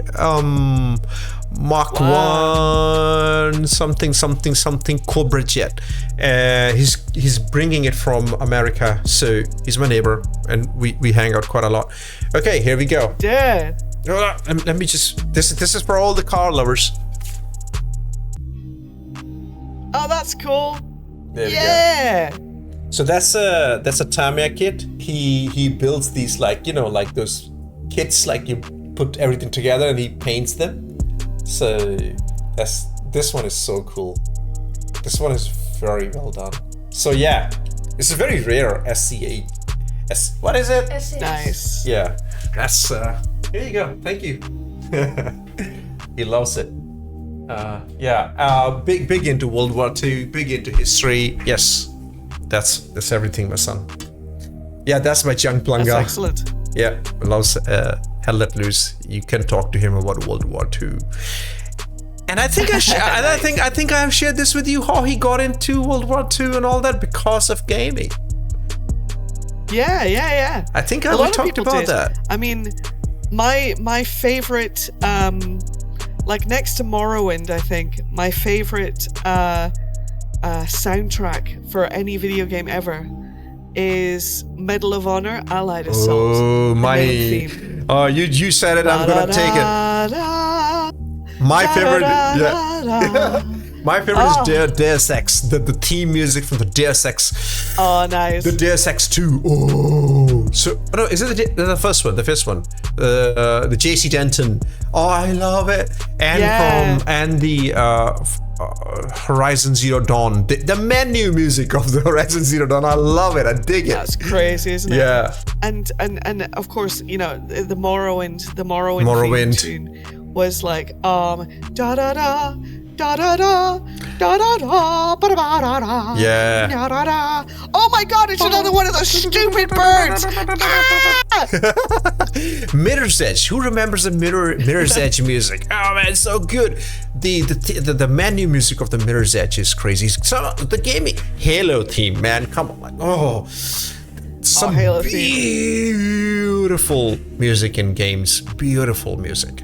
They just. And to give them some credit, I mean, the Star Citizen music is pretty damn good. Yes. I gotta say.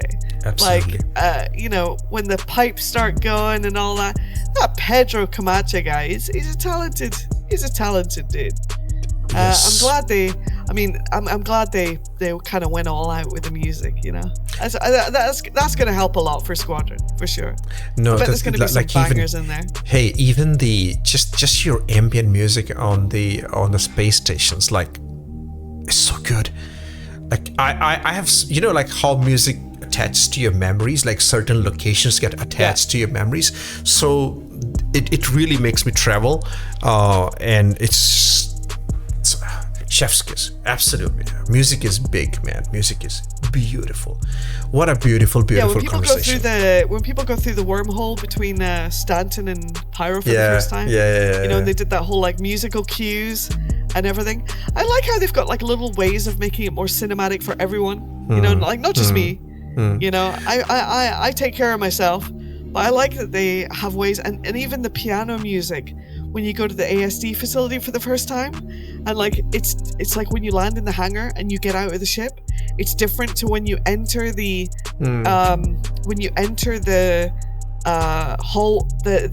the entrance for the first time, and it's different to when you reach the research wing for the first time, and it's different. I like these musical cues they're experimenting with in a multiplayer game. That's cool. It is really good. There's this YouTube guy, GMTK, Game Maker's Toolkit. He did just beautiful essays on gaming. There was one he did about how the music is composed for games. Watching that is like, it really enhanced my understanding of how it's all done, and it is a very different way of composing music. I don't compose music, I don't understand it, but it is a proper skill set, and Star Citizen has an amazing control over it. I have also done something else. Like sometimes what I do is, like, once I've listened to the music in a place, I turn the music completely off, and I like to listen to the ambient sounds as well, just the SFX. Oh yeah. That is really cool too. And then I have my own kind of music that I play in Star Citizen.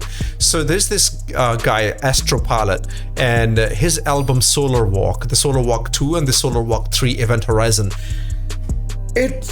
You play that music while playing Star Citizen, it'll feel like, did he compose this just for Star Citizen? Like, why does it go so well? That's cool. It's very, very, very good, especially the Event Horizon. You know who's a good musician? Wikipedia.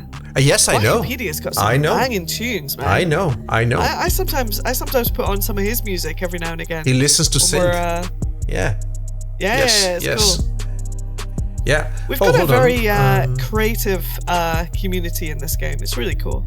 It is got to be like It is the most suckered community, and at the same time the most creative community in gaming. I'll tell you, like, and meeting everyone. Have you ever been to a SitCon?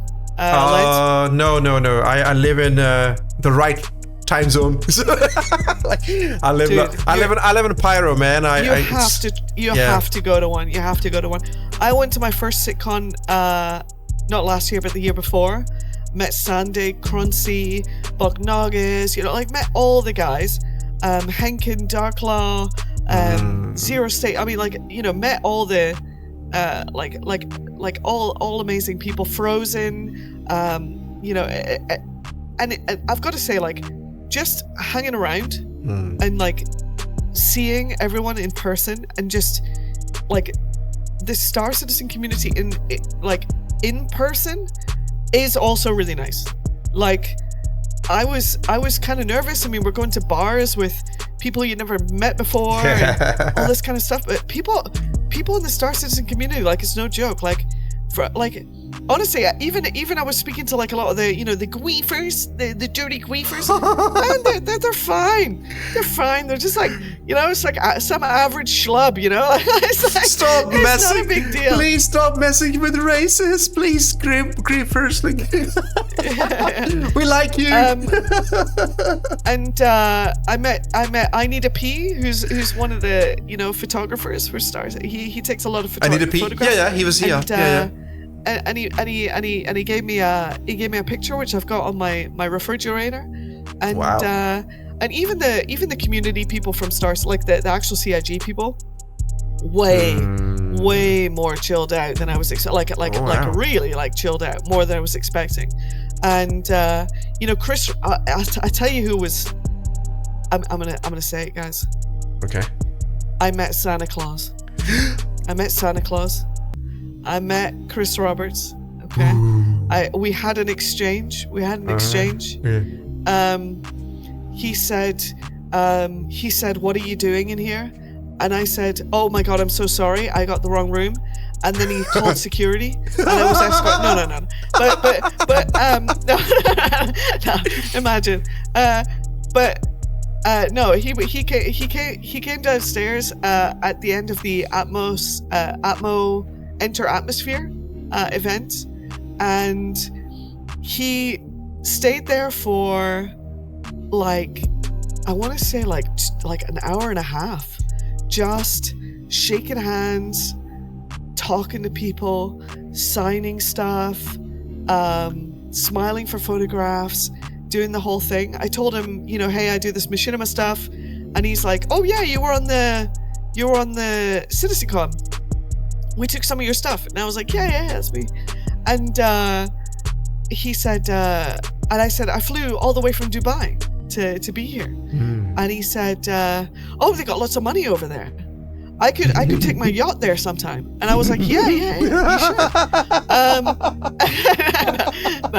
And he was just genuinely interested in what people had to say. He came across as very father figure. I want to say that for all the marketing and all the war bond and all the crazy crap, I don't think they put any of that stuff in front of that guy. Right? And I know this sounds like it could be a bunch of bullshit and he's just putting a face on, but it genuinely believes he is just left to make the thing he wants to make, and he's just super jazzed about it. How much interaction he has on the daily basis with the marketing and the money making and all this kind of stuff. I think he just probably asks do I have a budget this month? And they say yeah. And he says, okay, cool. I'll keep making my game, right? He doesn't seem like a guy that would mess around with that kind of stuff too much. Okay. But I don't know. I'll tell you how it goes. But he seemed like a nice guy. I hopefully will meet Chris Roberts this February. Hopefully at the Enter Atmosphere 56 in Sydney. So fingers crossed. I'll let you know how it goes. And that nice. Yeah, and that'll be the first time I will ever actually be at a SitCon kind of for us Australians. That's pretty much SitCon, because yeah. Wait, what was your hashtag? is Lens Nation? Anyway? Yeah. That's gonna be it. He's like, Hey. oh hi, Hey. Mr. Robert. I'm Lens Nation, and he turns to his marketing people and says, "Who is Lens Nation anyway?" Who's Lens Nation? You can record that moment. I'm already covering all my bases so that I don't feel bad about it. Like I've already got this covered, man. I got this. And also, let's see how it goes. Because Lens who? What? Who's this guy? Yeah, no, Chris Roberts is going to be like, oh my God, it's you, and you're going to be like, what? And he's going to be like, yeah, I watched your podcast with ExPat. Yeah, man, she's such a bitch, eh? And you too. Lay off the marketing team, you too. Yeah, not signing an autograph for you. Get out of here. Yeah, probably that'll happen. Yeah. And then I'll still ask him. So, Squadron definitely coming out this year, right? Yeah. So, the whole like Squadron thing. Just is it coming out or where's my Chris Roberts? I've been waiting the whole year to ask you specifically the thruster calibration of the M50. I feel like the thruster calibration is 2% higher than it should be. I want to imagine you go into this like extremely detailed. I'm sure he has it. I'm sure he's had it. Yeah, and then definitely. Like you have the nerds, and then you have the nerds. and then Chris Robert goes, that's a really good question. Talk to Tyler. Yeah. Something. I don't know. I'm actually very happy to meet a lot of the people because I'm going to be catching up with a lot of people that I know. A lot of the people who hang out in the chat here. I will be very, very. It's very close. Just 2 months now. Less than 2 months to go to Sydney and have fun there, man. I'm happy that they're coming. And more importantly than Chris Roberts, they get to meet you, bud. Oh, lucky him, lucky you. You coming to Australia all this way to say hello to me. That's you, man. There we go. I knew a few people some of the conversations you have with these people, it's just like kind of a lot of people that can't believe they're actually making this. It's kind of like, oh, this is really cool. Like a lot of them are a lot of those guys think it's as cool as we think it is, and they get surprised at how cool we think things are, and you're talking to them, and even sometimes you'll tell them stuff and they didn't actually know it, which is kind of funny because they don't play the game in the same way that we play the game. Yeah, like they'll you know what I mean? Yeah. And sometimes you'll tell them something like in person, one of the devs, and they're like, that's not really supposed to happen like that. And I was like, well, it does. So it is a vast game. Like let's talk about a positive. It's a big game. There's so many corners to cover. No way, even if we were devs, we wouldn't know anything about it. And also, ExPat, you said, right, you do this for a living, and then creating a machinima would be like, nope, that's too much. Same scenario for them. They're making this game 24/7. That's their job. I don't really expect them to play it 24/7 either. They need to take a break, play something else, honestly. I totally get it. And they do. And they go on Twitch, and they watch, and they... they have a laugh, and it seems like a cool group of people. In general, I think they're cool. Oh yeah, I need to grab some of the CIG devs into my chat. God damn it! All I get is just my friends like Ecobit and Grim Reaper and the ExPat Mom. These people hang out. Where are my CIG devs, man? Where are they? Where are the devs? You'll have to talk to Mike sometime and ask him if you can borrow his dev team. My God, I don't want to tell you my exchanges with Mike. I like Salty Mike, by the way. I think he's very important for the game to have some accountability. But my interactions with him, I don't think he. Of course, like I'm no one. Very few people actually know me, like art and all that. But my God, that was fun. But I still really do like Salty Mike's content. Okay, now I wanted to take that segue when we were talking about the Willys Jeep, and I wanted to do that, but then the conversation with you is so natural, it's so easy. We just flow with it. It's time for the Lego of the episode because yeah, my son not only does those Tamiya things, those kit bashing, he also does Legos in Star Citizen. And every episode of Aurora MR, we share one. So, time for this episode's Lego build from Star Citizen. Let's watch it. Hello citizens, today's Lego build is a Pyro multi-tool. I made it because for the last few episodes I've just been making ships and I felt like making something else. Since my favorite Lego build so far has been that pistol I made, I felt like making something like that, so I made the Pyro multi-tool. It's kind of life-size, not the 1:1 scale, but more for me, so it's perfect. That when I was trying to make it, I thought I'd just put it in one position, but then I learned how the Pyro multi-tool actually folds and everything. So I was able to make it contract and retract, and that was like one of the most fun parts of making this. At the front, the canister opens exactly like it opens at in the game. At the back, it's where you hold the multi-tool from. So I think I could have done better, but I think I did a good job still. At the top of the multi-tool, you can see the area where you aim down the sight sometimes. This already has a Cambiolite salvage container in it, and I'm thinking maybe in the future I could make more options like the tractor beam attachment, the medical attachment, and maybe more that CIG introduces. I think this is the best build I've made in Lego so far, like all the hinges and everything. Even I didn't think I could do it. It looked so complex, so small, but I'm really happy I did it, so who knows what I might make next. Thank you for watching this video, 07. That was the greatest Lego thing I have ever seen today.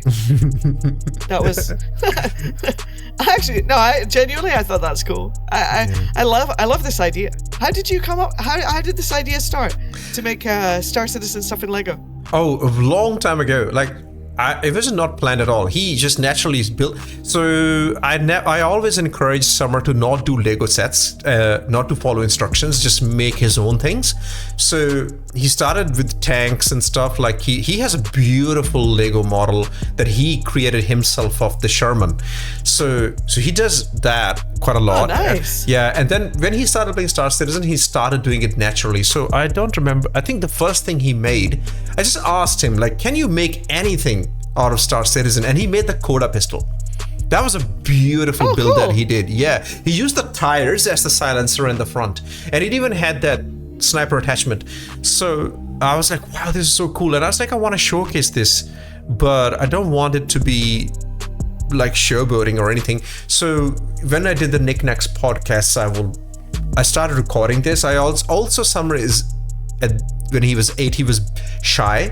He was socially very shy in conversations, and I thought it would be a good idea to make him talk to the camera and get more confident and comfortable. So it was part of just helping me make him grow up a little. I mean, he is going to be way more famous than you. I mean, I think it's cool, like as a dad.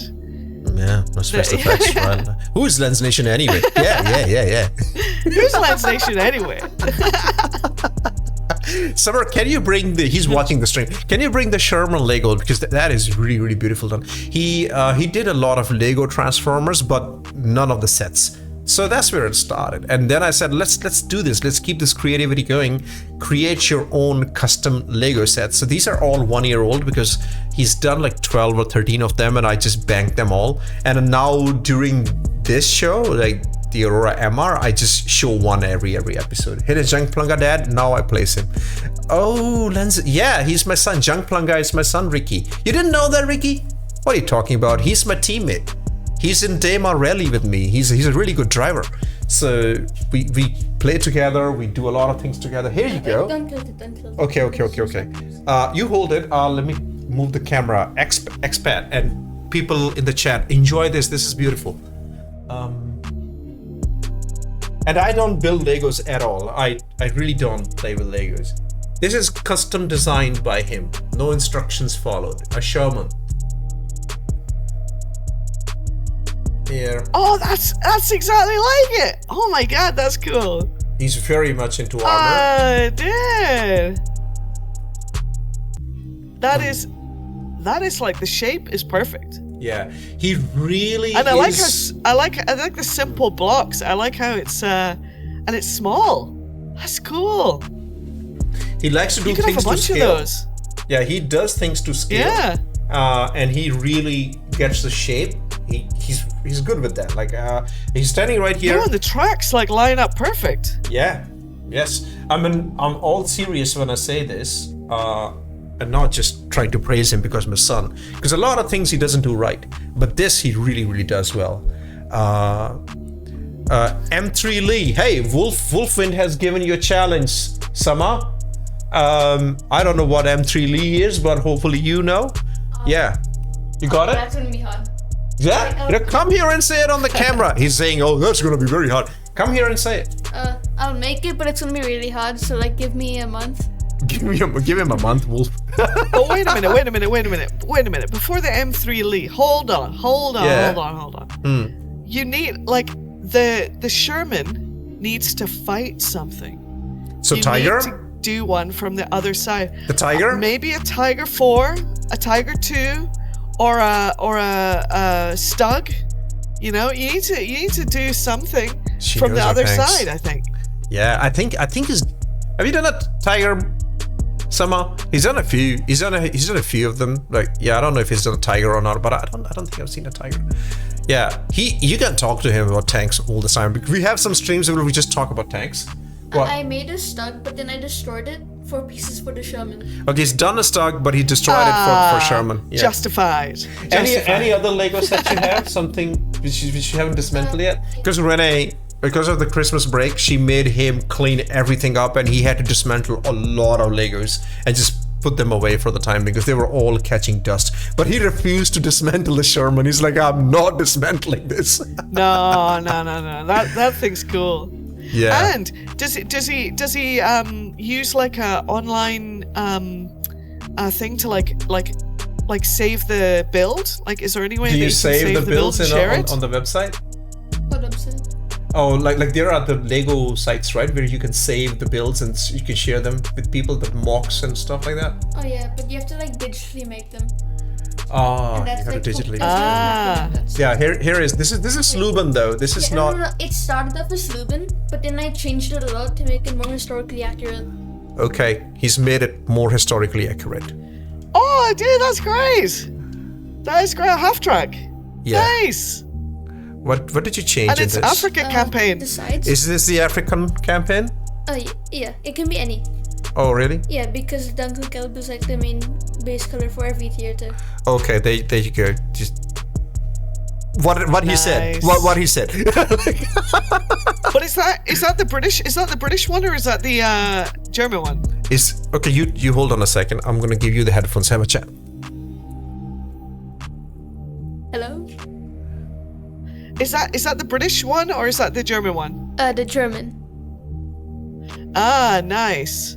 So why did you choose to make that one? I got the Slubin set, which is like an off-brand Lego, but I realized it was very historically inaccurate, so I used my spare pieces to make it like better. Nice. What's your next big Lego thing are you thinking in your mind? Maybe a German one, because I don't have that many German tanks. Yeah. What thing like from the German stuff during the war? What do you think is the most iconic that you think you might want to make? Tiger or panther? Yeah. But end of the war, the big one, the big chunky one. Nah, not the mouse. That'll take up too many pieces. Okay. All right. That makes sense. Okay. But I have one more. Okay, he has one more that he wants to show. And I'm missing a lot of chat, and I'm not liking that. So what I will do is I will watch my own VOD and read the chat, so at least know what everybody's talking about. And then he's going to write each one of you a personalized letter, responding to every single one of the chats that you had. ExPat said that, not me. With What is okay? Which one is this, man? Panzer 4. Here we go, Panzer 4. That's what we were talking about. But this is again a Sluben. Oh, nice! Yeah, but Isn't they're that Sluben modified. Sluben modified. Oh, that looks legit. And if they're all at scale, that's cool, because they can sit next to each other. He does them to scale. He always does that, which I like, because proportional consistency is extremely important. Yep, 100%. Yo, you even got the angles on the turret. Ah, that's sick. The rear, look at the weights. Yeah. That's It's excellent. good. Just like the museum. It's beautiful. Very well done, mate. Yeah. Do you not Very have cool. a And it proper spins. Lego, like proper Lego? I had them, but I dismantled, You dismantled them all? For parts. I have a lot of photos of his stuff, like, yeah, but yeah. Okay. Come back to the chat. Nice. Now we need to address what Wolf said previously, because that's one chat I read. About Salty Mike. Hold on, Salty Mike, help! I'm gonna read it like Wolf wrote it. Okay, here we go. Salty Mike, help! His click rage bit YouTube titles alone make him the opposite. Unless you watch his Twitch, you see someone who hates the game and hates playing it. Hey man, one thing though, everybody does the rage, the clickbait titles. Everyone does it. Everyone. Okay, let's not even go into naming names here, because that's the only way the bloody algorithm works, or the human nature works. Do you agree with me on that, ExPat? Right. You know what I'm going to say? I'm going to say that each and every one of us has our own journey to take with Star Citizen. We will all express ourselves in different ways. We will all experience the game from our own point of views, and certain things in the game will resonate with me that might not resonate with someone else. What I find important in a game or in the game, other people may not consider important. But you know what? Each and every one of us is a citizen. Each and every one of us has a perspective, and each and every one of us is holding the line. So, I have no ill thought or ill will towards any citizen, whether I agree or disagree with them. If I think you're wrong, someone else thinks you're right. And I think that he provides a meaningful and important contribution to the story of Star Citizen, wherever it may go. I got a tear in my eye. You said it beautifully. That's beautiful, man. Like, I'm sorry for doing that, but my God, that is it. That's the thing.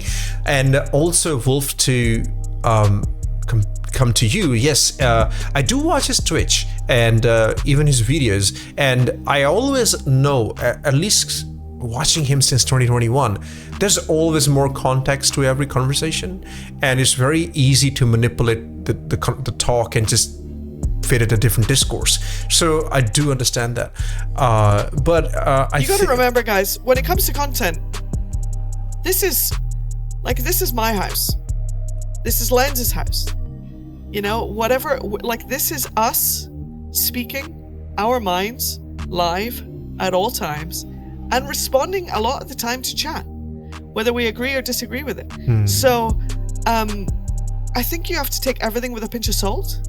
See what I did there? And at the end of the day, like, he does a lot of testing. Yeah. He's played the game a long time. If you've played the game as long as he has, as long as some of us have, and you do it on a daily basis, like, I'm sorry, guys, if you have never raged at Star Citizen once in your life, I want to be in your brain, because it must be so nice in there. blah, da, da, blah, blah, blah, blah, blah, da, da. Everything is like just rosy and lovely and ma, ma, ma. Like, I can't even imagine. Angel singing, Angel singing. Yeah, very chill. Or maybe some Eurotrash. We don't know what's the peaceful place in your head is. We all have ours. No, yes. You always rage but that's part of the Star Citizen experience. Yes. That is the experience, exactly. It is. But the clickbait titles and the viewpoint suffering, that's unfortunately the algorithm has put on us. Consequence of the algorithm, absolutely. Yep. I will say that is the algorithm. And there's that's just the world we live in today, guys. It is what it is. The content has lost. Like, YouTube has become a crap platform. Like, there are more ads on YouTube than there are on pirated content. So pick your devils. That's how it is. Like, it's just really, really, really sad. Yeah. It is the short form content. Like, what is the context left there? Like 30 seconds clips. Like, how can you actually have a meaning? Well, it's a different kind of content, but it takes a lifetime to really enjoy content. And I know it because I do machinima, which is inherently at a disadvantage now because we want people to actively watch and engage. We don't really watch and engage in YouTube anymore. We just listen and engage on YouTube. You're driving, you just put on Space Tomato podcast. And that's how I do it. So it is becoming more of a podcast and an auditory platform now. But the ads are horrendous. I find it very, very hard to watch anything on YouTube anymore because there are 3 ads in the beginning, 3 ads every 5 minutes. It's too much, man. It's too much. Yep, 3 freaking ads. Yeah, you can't even skip them. A lot of people come in and you know, even people complain on my stream about the ads and stuff like that. I mean, I have to kindly remind them that I don't have to pay anything for my views and my experience of Star Citizen to be shared on any of these platforms. So, however they have to keep the lights on, like, if it was harming people physically, whatever, mentally, whatever, like, I get it. Like, it sucks, but it's just kind of the cost of doing business. It ads on these platforms, it's the cost of doing business. I mean, it is what it is. And until they find another better way of monetizing, that's just life, man. It is what it is. You know, it would have changed if they didn't go with the whole algorithm model of where the watch time became the criteria of your success, because that very much changed the whole thing, you know, and also the way they feed your content to the people. Well, that's a completely different argument. Let's not even go there.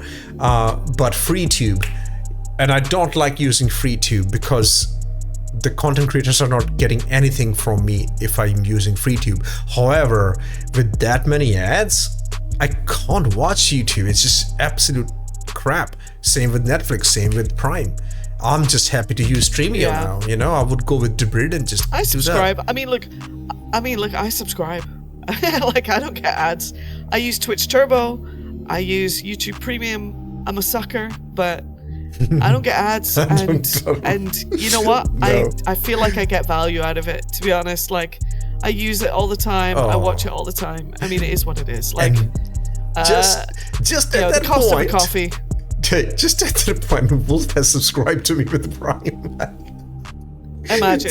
No, but Wolf. In all seriousness, Wolf, your feelings about the UEE and the Empire have been noted. You will be getting a visit. Anyway, where were you? Continue. Oh, and Simula is still here with us. I definitely get value out of YouTube Premium. I know. But the thing is, it's just so many different platforms, so many different things. So what do we do? Yes. One thing I really enjoy is just my own playlist, my own music. I still use Winamp, guys. I still use Winamp. Yep, I'm very old school. Winamp. It kicks the llama's ass. That's right. ExPat knows what's what. Very OG. Lens, when do I start going around a racetrack and exploding? Let's do it now. Shall we do that now? I was going to say, because we have done everything we need to do, because if there's, we have covered all the topics, we've talked about everything. Have you asked all the questions? Open book here.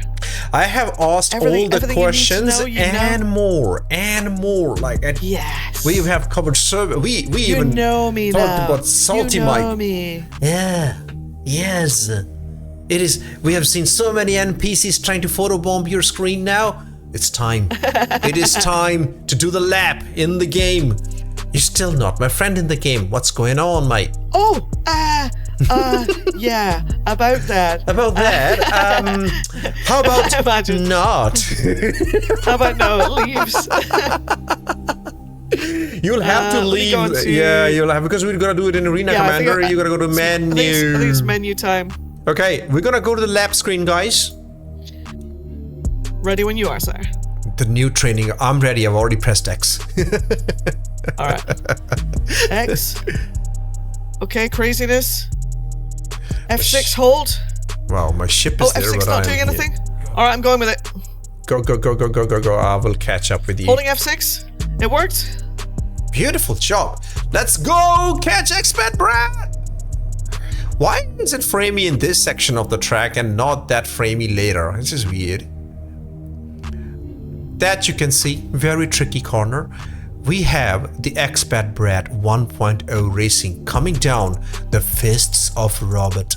Don't pass out. There we go. Don't pass out. Oh wow, you are passing out. You're really pushing this. We're coming to the Juggernaut Junction in our sponsored corner. Sponsored by the APX fire extinguisher today.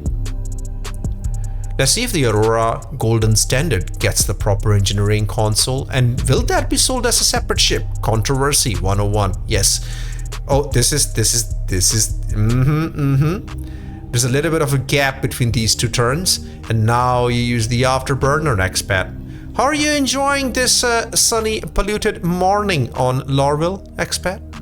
This is amazing. I'm having a great time. I thank my family for coming out today. You're already doing the victory speech, okay. Thanks for the Academy one. Now, be very, very careful with your nemesis of these arcs. And you made it through one, you made it the second. Remember, you need to go right. I am your navigator somehow. Yes, guys, ExPat remembered. Very wide through there. I think we still have 2 laps to go, and ExPat will improve the time. Okay, we are coming to the second last corner. Very, very tough this one. Take a left and go up at the same time. Will ExPat set a good lap time? I am very intrigued to see. Do not look at your screen, okay? Just stay there. And setting up my camera. Here we go. Let's follow ExPat on the attempt number 2. Best of luck. I am very sure you will improve your time. I'm very sure of that. I believe in you. Echo believes in you too. Chris Roberts believes in you too. Let me show you their Fists of Roberts. Why I call them Fists of Roberts. Do you see it, chat? This is Fists of Roberts. Holding on to some boost. Yeah.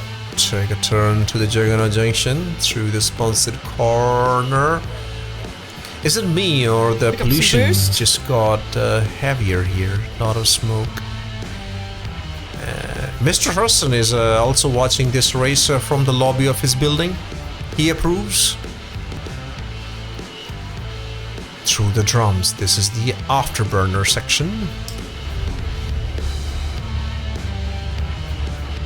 Let's catch this from the other corner. I've never done this angle, so let's see. I see some of the Oleg Lime spirit coming into me. Oh, you did that so well this time. So well. Very good. Awesome. Awesome. Take a right. Oh, I want you to do really well. Good. Oh, nice. Nice. Way better than the last time. You're in control now. Yes. We are approaching. We are approaching the last bit. Second last corner, ladies and gentlemen. We go up. And we have... Oh, wow, look at the drift. Another lap done. Ladies and gentlemen, let's go to the lap charts because we do have a successful lap. So the second lap was the fastest. right? Now, before we do that, a kind word from my sponsors, the APX fire extinguishers. If you have a fire in your ship and you want to take a chance and see if you can put it off, and but give it a try, use the APX fire extinguishers. The chances are the fire will still stay. It will be invisible fire, which is a very cool phenomenon in Star Citizen. It's a feature, it's not a bug, but give it a try. You can also use the fire extinguisher to put on your backpack and look cool. Use my code. What's the code, ExPat? The code is... who's this Lens Nation dude? Who's Lens Nation anyway? And get 10% less carbon dioxide in the fire extinguisher. That's my sponsor. Cut. Now, this is the leaderboard. Red Resort is on the top of the leaderboard. Yannick is second. Fatbird, Space Scooter. Well, actually, Space Scooter, Mr. Kraken, and Papa Juggernaut, they got lost on the track. I still haven't found them. So, the real competition is Red Resort, Yannick, and Fatbird. Where do you think you come? Oh man, I wanna say, like, a part of me wants to say top 3, just because, I feel like I'm a top 3 kind of person, but I'm not super confident. I had a couple of rough laps, but if I won, I would be. I mean, I don't even know. I think my head would pop off my character. We would see that. It would be gruesome. Are you leaning? Are you leaning in your chair? Are you excited for this? I'm leaning in my chair. This is where it all comes true for me. This is where it all makes sense to me, because yes, we talked about you. We got to know as a person, as a content creator. But at the end of the day, there's this laps, there's leaderboards, and this is the gaming version of the podcast. Yannick was very much into it. Red Resort was very much into it. They really want to do a good lap time. But I think the game has changed after Yannick, and Aurora has a little bit of boost now. So I'm very happy that you're leaning. So what I'm going to do is I'm going to enter your time, but I will add it at the bottom, and whatever the time is, then we will put you into the right position. Okay? So here we go. Okay. All right, guys, you did the lap in 1 minute. That's looking promising. Okay. I'm up there. 4. 4. Oh, 4. Okay. Oh, shit. 5. Oh. Yes. What? Yes. 0, 4, 5. Oh my god. Oh my god. That was Wait. good lap. Wait, so I'm last? No. Because if you ain't first, you're last. Take it any way you want at ExPat, because you have absolutely earned it. You are second in the leaderboard. Yay! Okay. I didn't do terrible, chat. I didn't do terrible. Let's go. Congratulations. Wow, very, very happy. Nice. I'm not a racer. I haven't been to that track in ever. I've never tried that in Aurora, but it was very, very fun. And I recommend that anybody that can say yes to this podcast and this experience, they should. I mean, the talking part was kind of, but the racing part. No. I had a really good time, and I thank you to all the supporters out there. Thank you to everyone who was cheering from the sidelines, wearing the bags on their head because of the terrible, terrible conditions outside Hurston at that racetrack. But thank you to the Hurston family for hosting us. Mm-hmm. We're very appreciative, and everyone in Star Citizen should give racing a try, because my sponsor. It was great. And guys, if you want less in your fire extinguishers today, make sure to give some money to the sponsor of the channel. Those amazing fire extinguishers are not going to empty themselves. That's for you guys to do when you screw up in engineering. Yep. That's very important. Sponsors keep these streams going. Yeah, they don't pay me anything and even give my patrons less carbon dioxide, but yeah, support them anyway. I'm so happy I can hold Yanok's hand, on the podium there, and I can look down I can look down. Hey, how's it going? Yeah. Yeah. Okay, let's go to the main screen. We're all drinking the champagne. Now, we are at the last part of the podcast, but there's still some left. Just a reminder to everybody, please enter the giveaway. We will be picking a winner very, very soon. Now, ExPat, before Yes. I asked this to everybody. Very menacing. Who would you want to see here as a guest? Like who will be the person for whom you will tune in to watch the whole stream? Like, I want to know about this person. I want to see how they do on the lab. I mean, apart from library science, which I think would be so funny. Anyway, but he's not going to do it. I would like to see Todd Fox. Oh, Todd Fox. Yes. Yeah, Oh. yeah.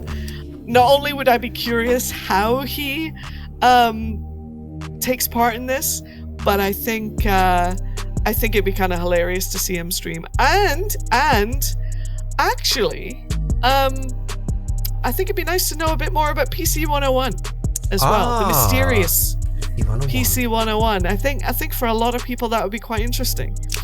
I have no direct line of communication with PC 101, but Todd Fox I know. So yes, let's see. I'll try my best to get one of them on the show. Oh, and Piss Poor Pete.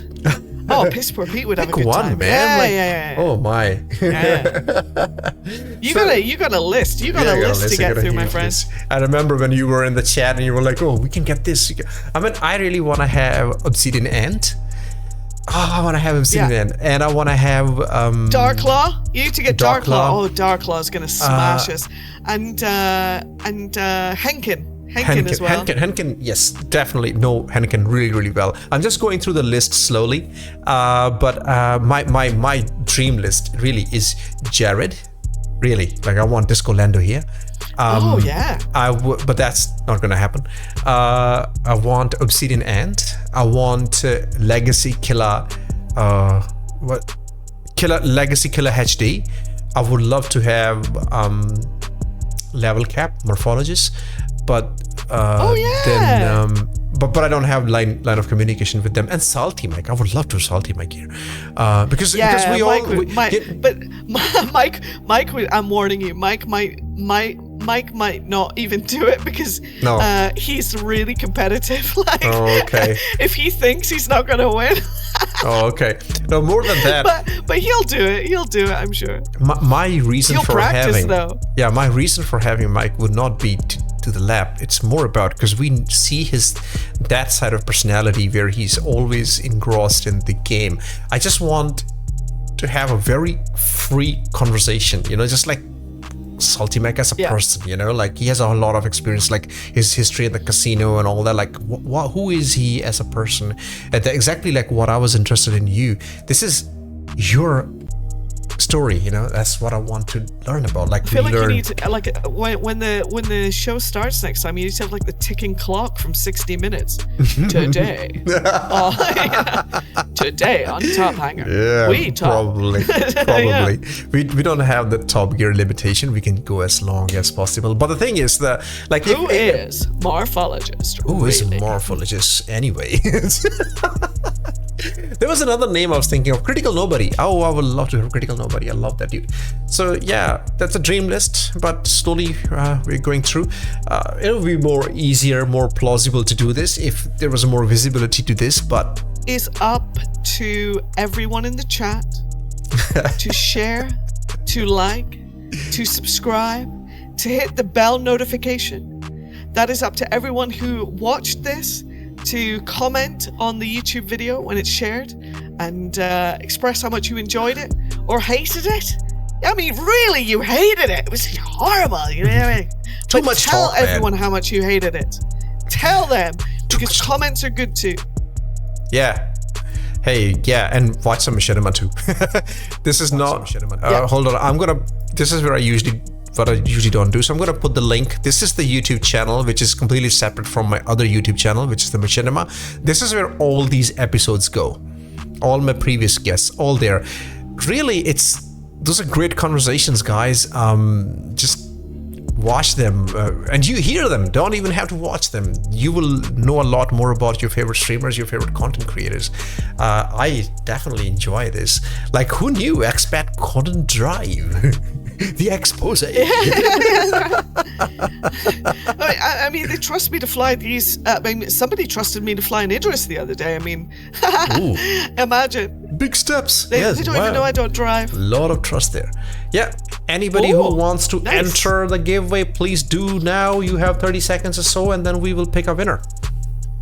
Let's do that. Good luck, guys. And then we will say our proper goodbyes. We shall do that. You did the thing, right? Where like we're off the thing. Yeah. Okay. You did the thing where like I'm winning, right? Yeah. Why are you talking that in publicly? I'm getting. Come on, just send me a DM on. What? No. You say. Don't. Yeah, I'll do it. Shut up. My ExPat. Okay. Secret stuff. You make it look good though. Look into the screen, everybody. Look into this white light and forget that the last 30 seconds ever happened. Men in Black. Okay. Yeah. Oh, am I supposed? I got your DM. Am I supposed to send to Grampin Queen? Okay, go on. Grampin Queen. Go. Yeah. All good. Okay, let's do it.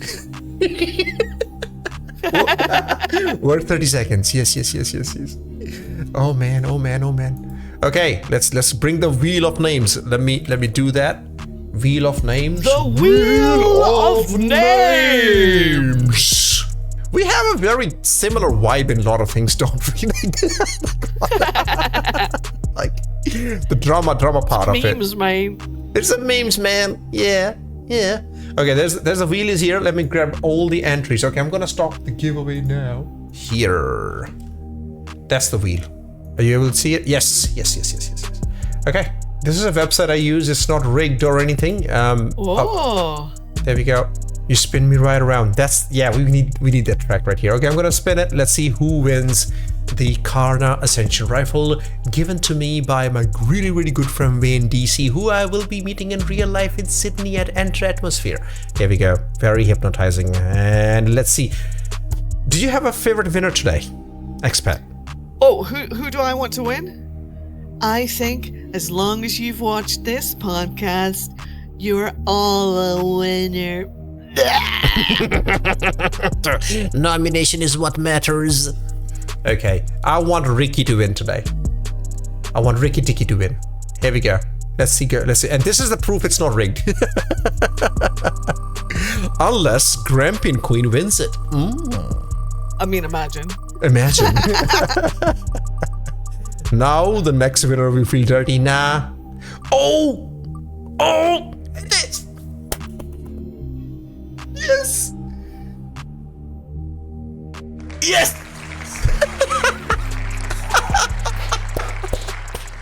You feel dirty, Ricky? Do you feel dirty? Do you feel the sand in your pants, man? Oh my god!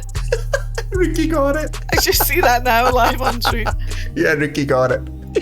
Congratulations, Ricky, you're the winner. You are Nobody the winner. saw that coming at all. Not at all. No, Ricky has been competing in all the giveaways, and I really wanted him to win. Nice. He hangs out in the chat. He keeps the humor up in the chat. I really appreciate Ricky. He's a fun person to have in chat. So absolutely. Yeah, I'm sorry guys, I'm picking my favorite, but of course Sandig, the Klops, Grampin Queen Mom, I appreciate you all participating as well, and thanks for joining me today, and everybody who followed today. Thank you so much. You know, I do appreciate it. Coming from the ExPat side of the world to the Lens Nation part of the world, it's very cool. But Ricky, I'm very happy for that win. Very, very happy. All right, ExPat. The time has come now. Lance. Say goodbye. And now the end is near. It is nigh.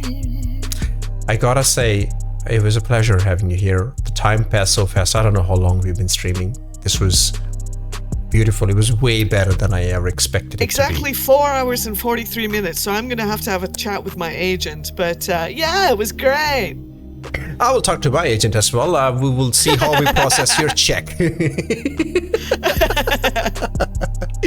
No, I had a Okay. really good time. Thank you for inviting me. And if you should wish to do any future projects or whatever, and you need the helping hand of a super talented and amazing cinematographer within Star Citizen and humble, extremely humble, give me a shout. You know what? I'm very humble too. Wow, we are like same side of the mirror. My God, what's going on here? I'm kidding. I'm kidding. Hey, that is very, very, very cool of you, ExPat, to be honest, because a lot of, I'd say 90% of the world, it's the numbers that dictate who's big and who's small. And your stature is very, very big in the Star Citizen world, but you have hung out in my chat, and I know it, truly know it, that even though you pretend to be evil and you look evil right now, you're not evil. You're actually a very good person. You are the embodiment of Star Citizen community, and I really hope all the content creators were like you. They had that kind of niceness to them, and they go bitter sometimes when they grow big, but you are very awesome. You have my respect, and I'm always open to collaborations. Tell me what we can do. I'm just machinimas. I'm holding back for a while. Sorry, Lance. One second. She's gonna talk to her Yeah? agent. Yeah? How much? Nah. No. More. Yeah. Hold on. No. I'm busy Nah. tomorrow. That's too much. Who wants me to go in their chat and watch them? That's not what we agreed on. No. I know. I'm saying nice things about vanilla her on the latte. stream. Warm this time. Warm. Or you will get the hose again. All right. I love the improv. Yeah. Oh, hey. Yeah, hey. I said nice things about her. What are you talking about? She's asking more. Anyway. Yeah, let's see what the future holds. I've been holding back a little bit on the machinima side of things. My real life work has been busy, and a man gotta make money. So, but yes, we really hope maybe for exactly Echo. I was just gonna say that we should do a pre-show collaboration. We should do that. Combo collab. Yes. Yes, that is definitely something we can pull off.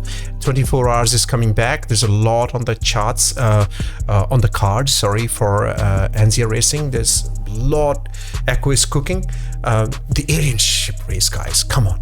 Give your love to Anzia Racing, guys. Give your love to Anzia Racing. So the link again. Echo, can you please post the link to Echo? Oh, I'm watching the stream. Let me get the link. I'll do it. I won't ask you to do it.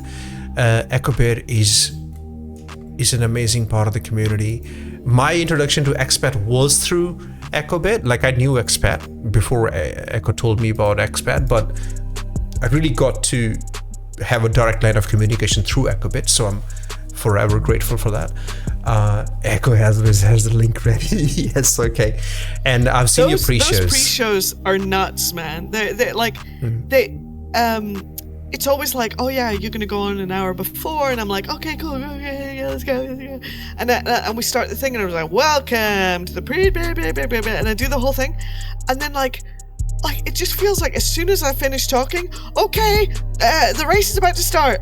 What? Oh my god!